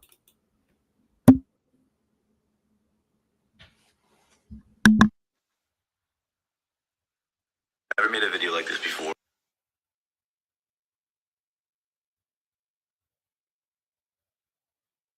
Never made a video like this before, and it's been eating at me inside to at least tell you guys what I've been saying. I feel like last night God gave me a dream about the mark of the beast, and it was kind of a doozy. It was kind of scary. I will tell you as best as I remember, because it gets a little intense, but bear with me. So I was in a classroom, I was in a school setting or something like that, and I remember the teachers came to us saying that we had to get this quick little surgical system inserted because it was the only way to stay a part of society, because if you don't, it's basically like an automatic way of declaring yourself as a full-out criminal like you're the worst of the worst and they gotta get you. And automatically I knew what it was and I knew not to get it. And I was telling certain kids like, yo, don't get it. Like whoever I could talk to quietly and just like, don't do it. And so we all had to walk from our classroom to the place to go get it done. As we were walking to that room, me and a few other kids just like took off in a certain direction and tried to start like hiding. Like just, we needed to hide. We knew we needed to hide. All the kids who went into that room, I never saw again. Anyways, me and the kids who decided to run away were hiding in like the darkest corners and attics and crawl spaces of the building, of the facility, to, you know, not get caught, not get found, because if they found us, we knew it would be bad. Anyways, a little bit of a fast forward. I'm sitting in a room and I see an officer walk in with his daughter. And this does get a little graphic. I'm sorry if it freaks anybody out. But they were both talking to each other and I could tell he's like trying to calm her down or something. And in comes a few more officers and they ask him like, why didn't you do it? Like, why didn't you take the system? And before he even really could respond, they pewed both of them in the heads. Bam, done. And me and like one or two other kids are sitting in these like rafters, like dark corner of the roof, watching this happen and realizing that if they catch us, that we are gone. We are Dunyan rings. There's nothing to do about it. And it started getting really intense from here because it's a life or death situation at this point. So for hours, we were sitting in these corners of the rooms trying to hide and pretend like we're not there and, you know, sneak around. And, you know, whenever a new person walks in the room and starts to search our area, we had to kind of keep going and hiding. Basically a big game of cat and mouse. Fast forward a few more hours, it's already nighttime. There's no one in the facility other than officers looking for me and the other kids. And we all knew that if they catch us, we're done. We knew we needed to escape the facility, but there was not much we could do to get there, especially while there's people walking around. There was a few moments where I almost got caught along with a few other people. And the only thing that I could do, the only thing that I knew to do was to get the guy before he got me. So, you know, whatever was nearby, clunk, that's the only thing I could do. In which we kept running and hiding, trying to, you know, get away from these guys and just make sure we didn't get caught. Sadly, I watched one kid who wasn't a part of my group in the immediate time get caught. They pulled him down from the thing and pew, right then and there. And we all saw it. Trying to maintain our composure, we eventually did find a way out. We did get out of the facility and we sprinted into the nearby forest. Fast forward again, I enter another like warehouse situation with a bunch of other people who didn't take the mark. And I remember that things were very, very on edge. There was almost no food, not a lot of weapons. We didn't really have anything. And I watched a group of girls run inside the building holding up a sign. It's like 3, 2, 1. As soon as they put 0, they were hiding, and a truck pulls up with a bunch of people in it, a bunch of officers, and they get out and they start searching the area. And I knew the only thing that I could do was go and hide in the rafters again. Like I had to get up somewhere high and hide.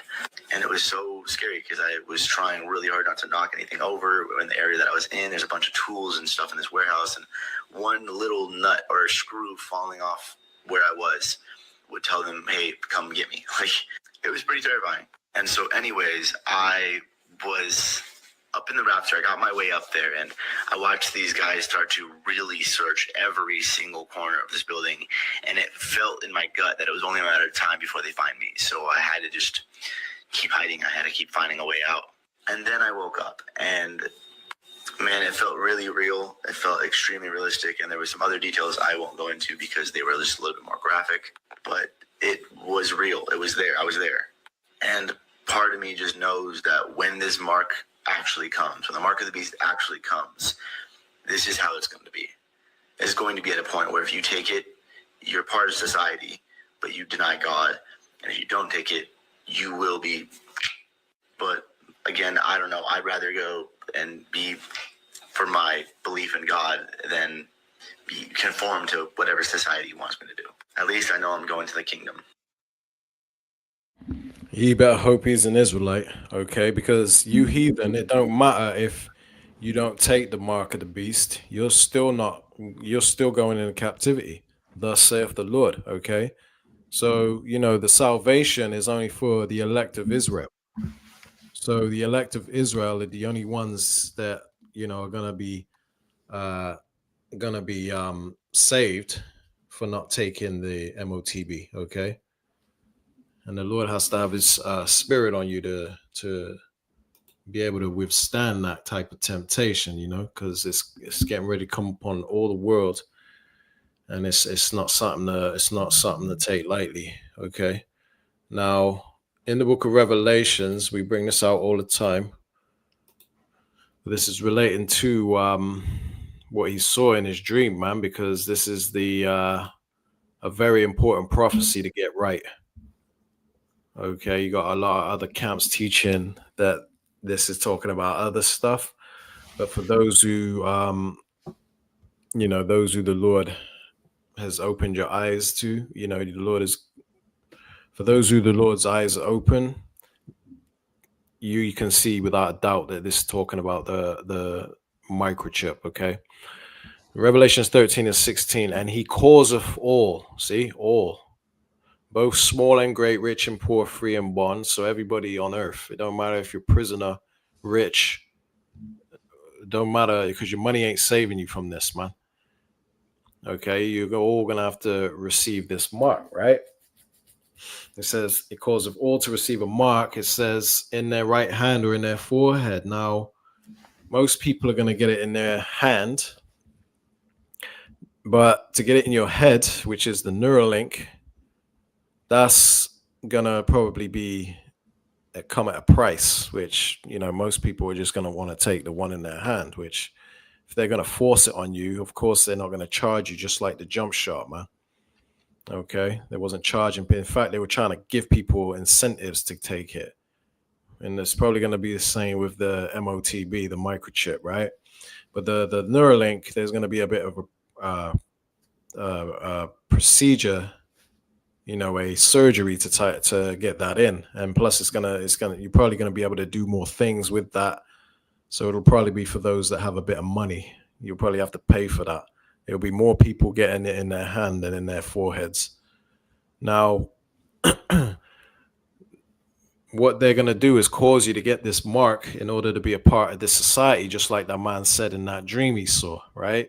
He said that those that didn't want it, they got pewed right away, right? Put to death. It says in verse 17, and no man might buy or sell, so you can't make any purchases, and you can't make any transactions, which we need in our daily life to survive, right? In Esau's system, but you can't make any transactions, meaning you're cut off from society, unless it says, save that he had the mark or the name of the beast or the number of his name. So if you don't bow down to the system and take their MOTB, right, then you'll be an outcast of this society, okay? It says, here is wisdom. Let him that have understanding count the number of the beast, for it is the number of a man, which is Esau. It says, and his number is 636, which means 666, okay? So this is a very important prophecy to get right, and this is the time we're in when they're about to turn all currency into digital money, which ultimately they're going to put on a chip and put in your body, and it's going to be the new thing in society, and they're going to push it upon the whole world, okay? Regardless of what scoffers say, you have all kind of scoffers out there that don't believe, but who cares about them? Okay, they're through already, man, unless they repent and receive this wisdom. But this is the time we're coming into, and they're gonna cause people to be put to death that don't take this, right? Let's go to that real quick. The book of Revelations 20, and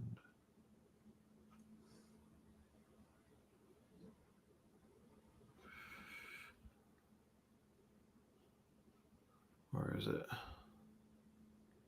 20 and 4. It says, and I saw thrones, and they sat upon them, and judgment was given unto them. See, and that's talking about the elect of Israel, the 144,000 men, right? They're gonna rule over all nations, and they're gonna be the judges of the earth, right? That's why it says judgment was given unto them. This is what John the Revelator saw in the Isle of Patmos, I believe, around 95 AD, I believe. It says, and I saw the souls of them that were beheaded for the witness of Yahushai and for the word of the Most High, and which had not worshipped the beast, neither his image, neither had received his mark upon their foreheads or in their hands. So we didn't bow down to the system. We resisted. Okay, and it's going to take the work of the Lord to help us get through this time, man. It's going to take miracles, divine intervention. It says, and they lived and reigned with Yahushai, the anointed, 1,000 years. Okay, so the ones that resisted, not all of them, but there are going to be some of us that are going to be put to death for resisting, for not receiving their mark, okay, and for our testimony that we speak, which is these prophecies that we bring out, right? We're going to be labeled terrorists, basically, man, and we're going to end up being beheaded. Now, this is going to come via what they call the Noahide laws. So if you see here, it says, where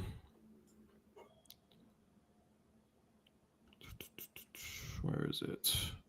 For a non-Jew, is there a punishment for not observing the 7 Noahide laws? Now, the Noahide laws are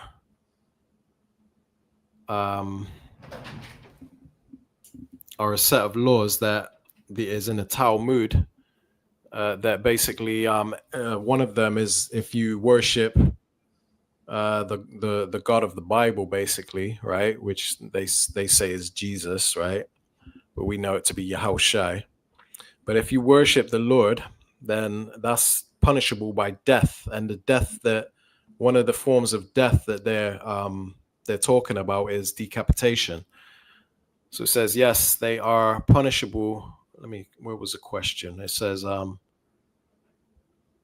for a non-Jew, is there punishment for not observing the 7 Noahide laws? It says, yes, they are punishable for violating any of these 7 mitzvahs. It says one of them are more or less severe than others. The punishment for each of them is decapitation. It says no warning is needed, but there needs to be at least one male witness and at least one male judge. The judge can be either a Jew or non-Jew.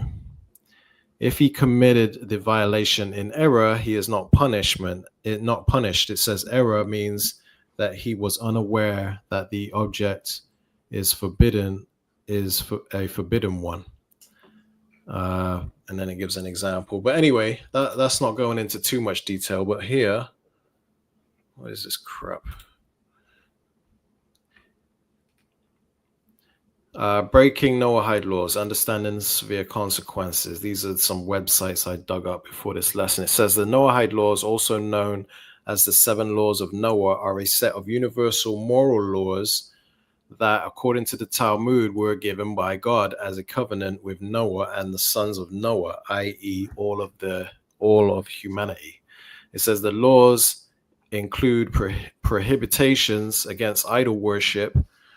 It says cursing the Most High, murder, adultery, and sexual immorality, theft, and eating of flesh torn from a living animal.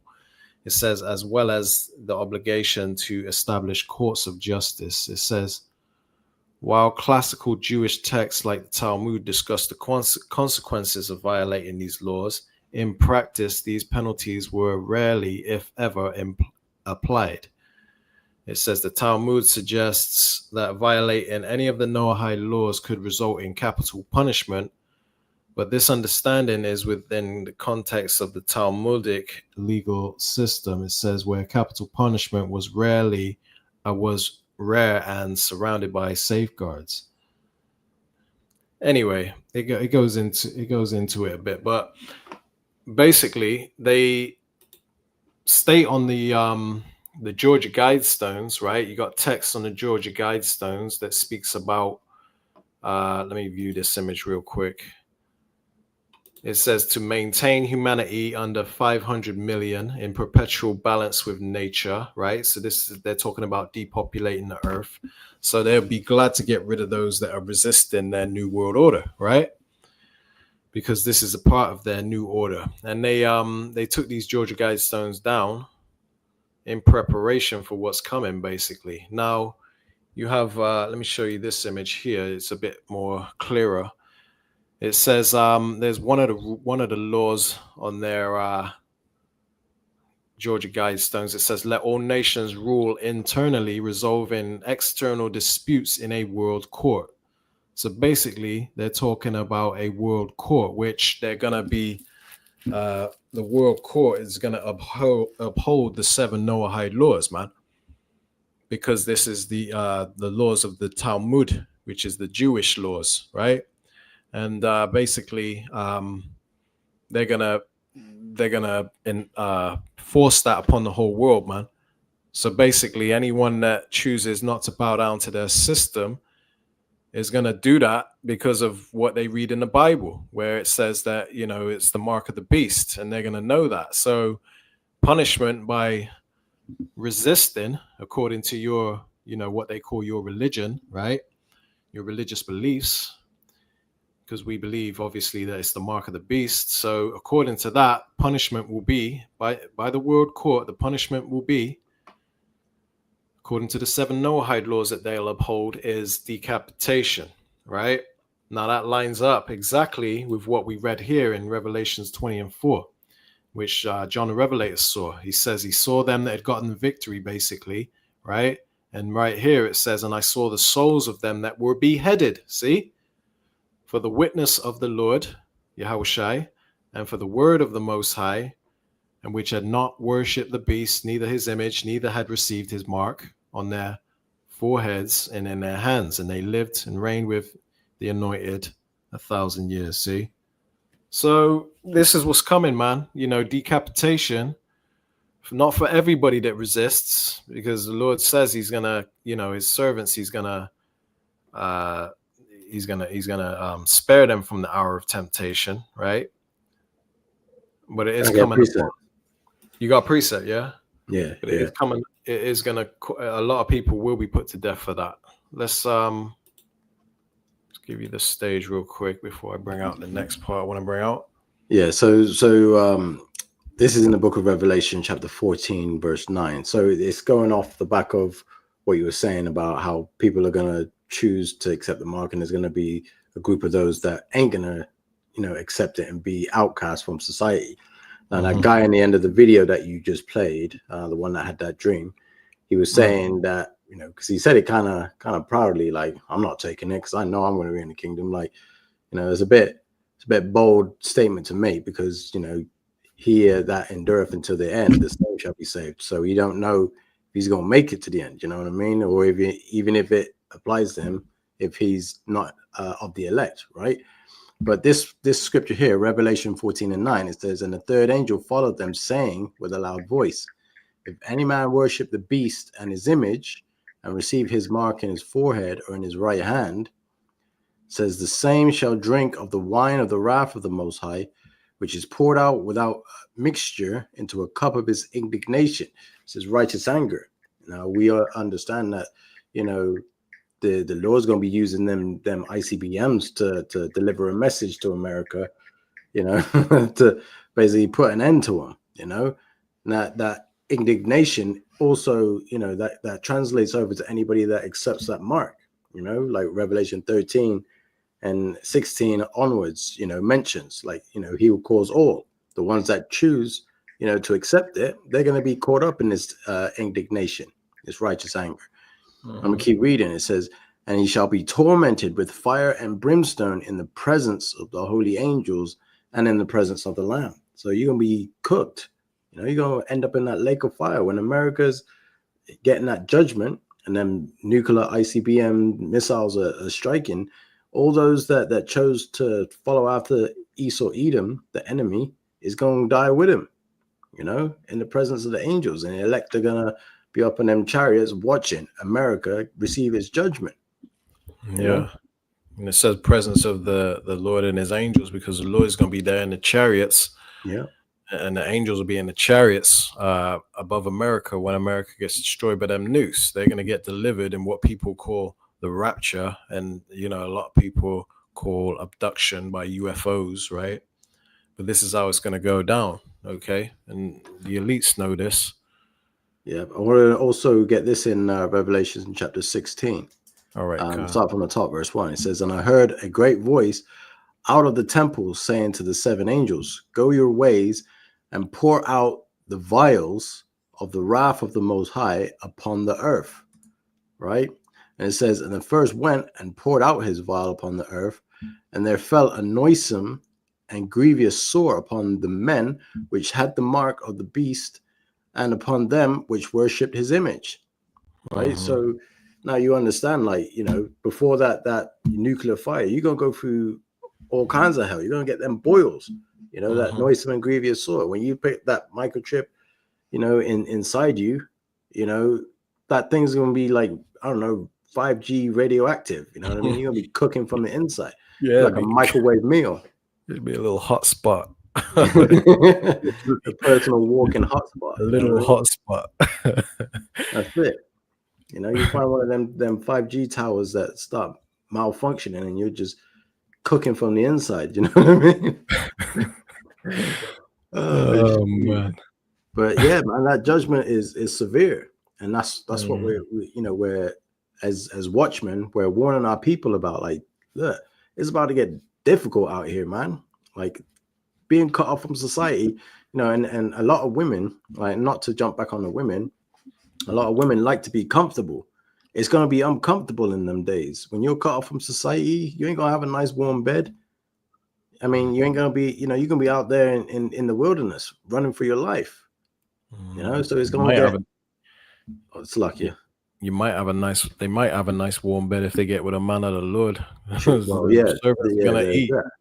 Servants are gonna eat. Servants are gonna drink. You know. It's Isaiah 65 and 13, I believe. Yeah, you want to cleave to a man of the Lord during that time. You know, even the Bible says, let me just quickly, not to go off topic, but might as well bring this out real quick.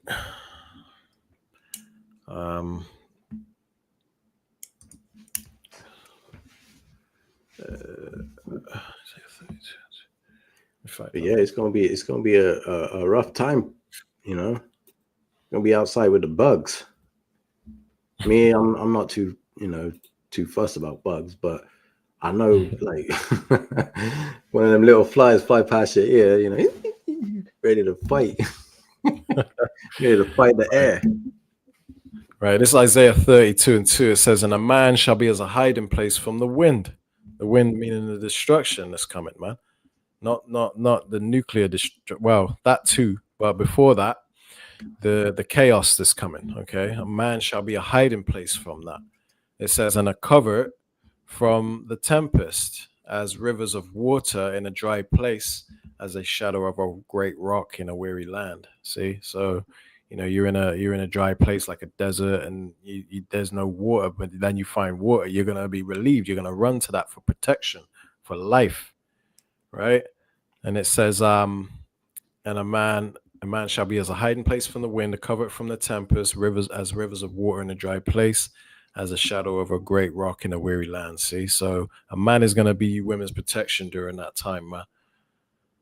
Now, I think we'll leave that there. I think, yeah. Have you got anything else you want to bring out? Nah, we've gone past the 2-hour mark, so I think we'll leave that there. But you get the point, man. People have been having dreams like crazy relating to everything that we've been bringing out in the scriptures. And I've left 2 links in the description so you can find the channel that the brother has. The Lord put a spirit on him to bring this out and to create a channel specifically dedicated to the dreams that people have been having, to basically show you how true the Lord's words are when he said that in the end times men shall dream dreams, right? We got this last precept here, Acts 2:17. It says, "And it shall come to pass in the last days," which we're obviously living in. It says, "Saith the Most High, I will pour out my spirit on all flesh, and your sons and your daughters shall prophesy, and your young men shall see visions, and your old men shall dream dreams. And that lines up exactly with what it says in Joel 2 and 28. It's just a precept backing up the same thing in the book of Acts and the book of Joel. All right. So, Lord willing, you've been edified by this lesson. The water for tuning in, all you brothers and you brothers. Well, GMS in his likeness has been putting precepts up on the comment board. The water for engaging. And we'll close it out here. Lord willing, you've been edified. All right. And on that note, I want to give all honor, praise, and glory unto Yahweh, Yahweh, Hashem, Yahushai, Bahashem, Kodash. All right, shalom. Shalom, shalom.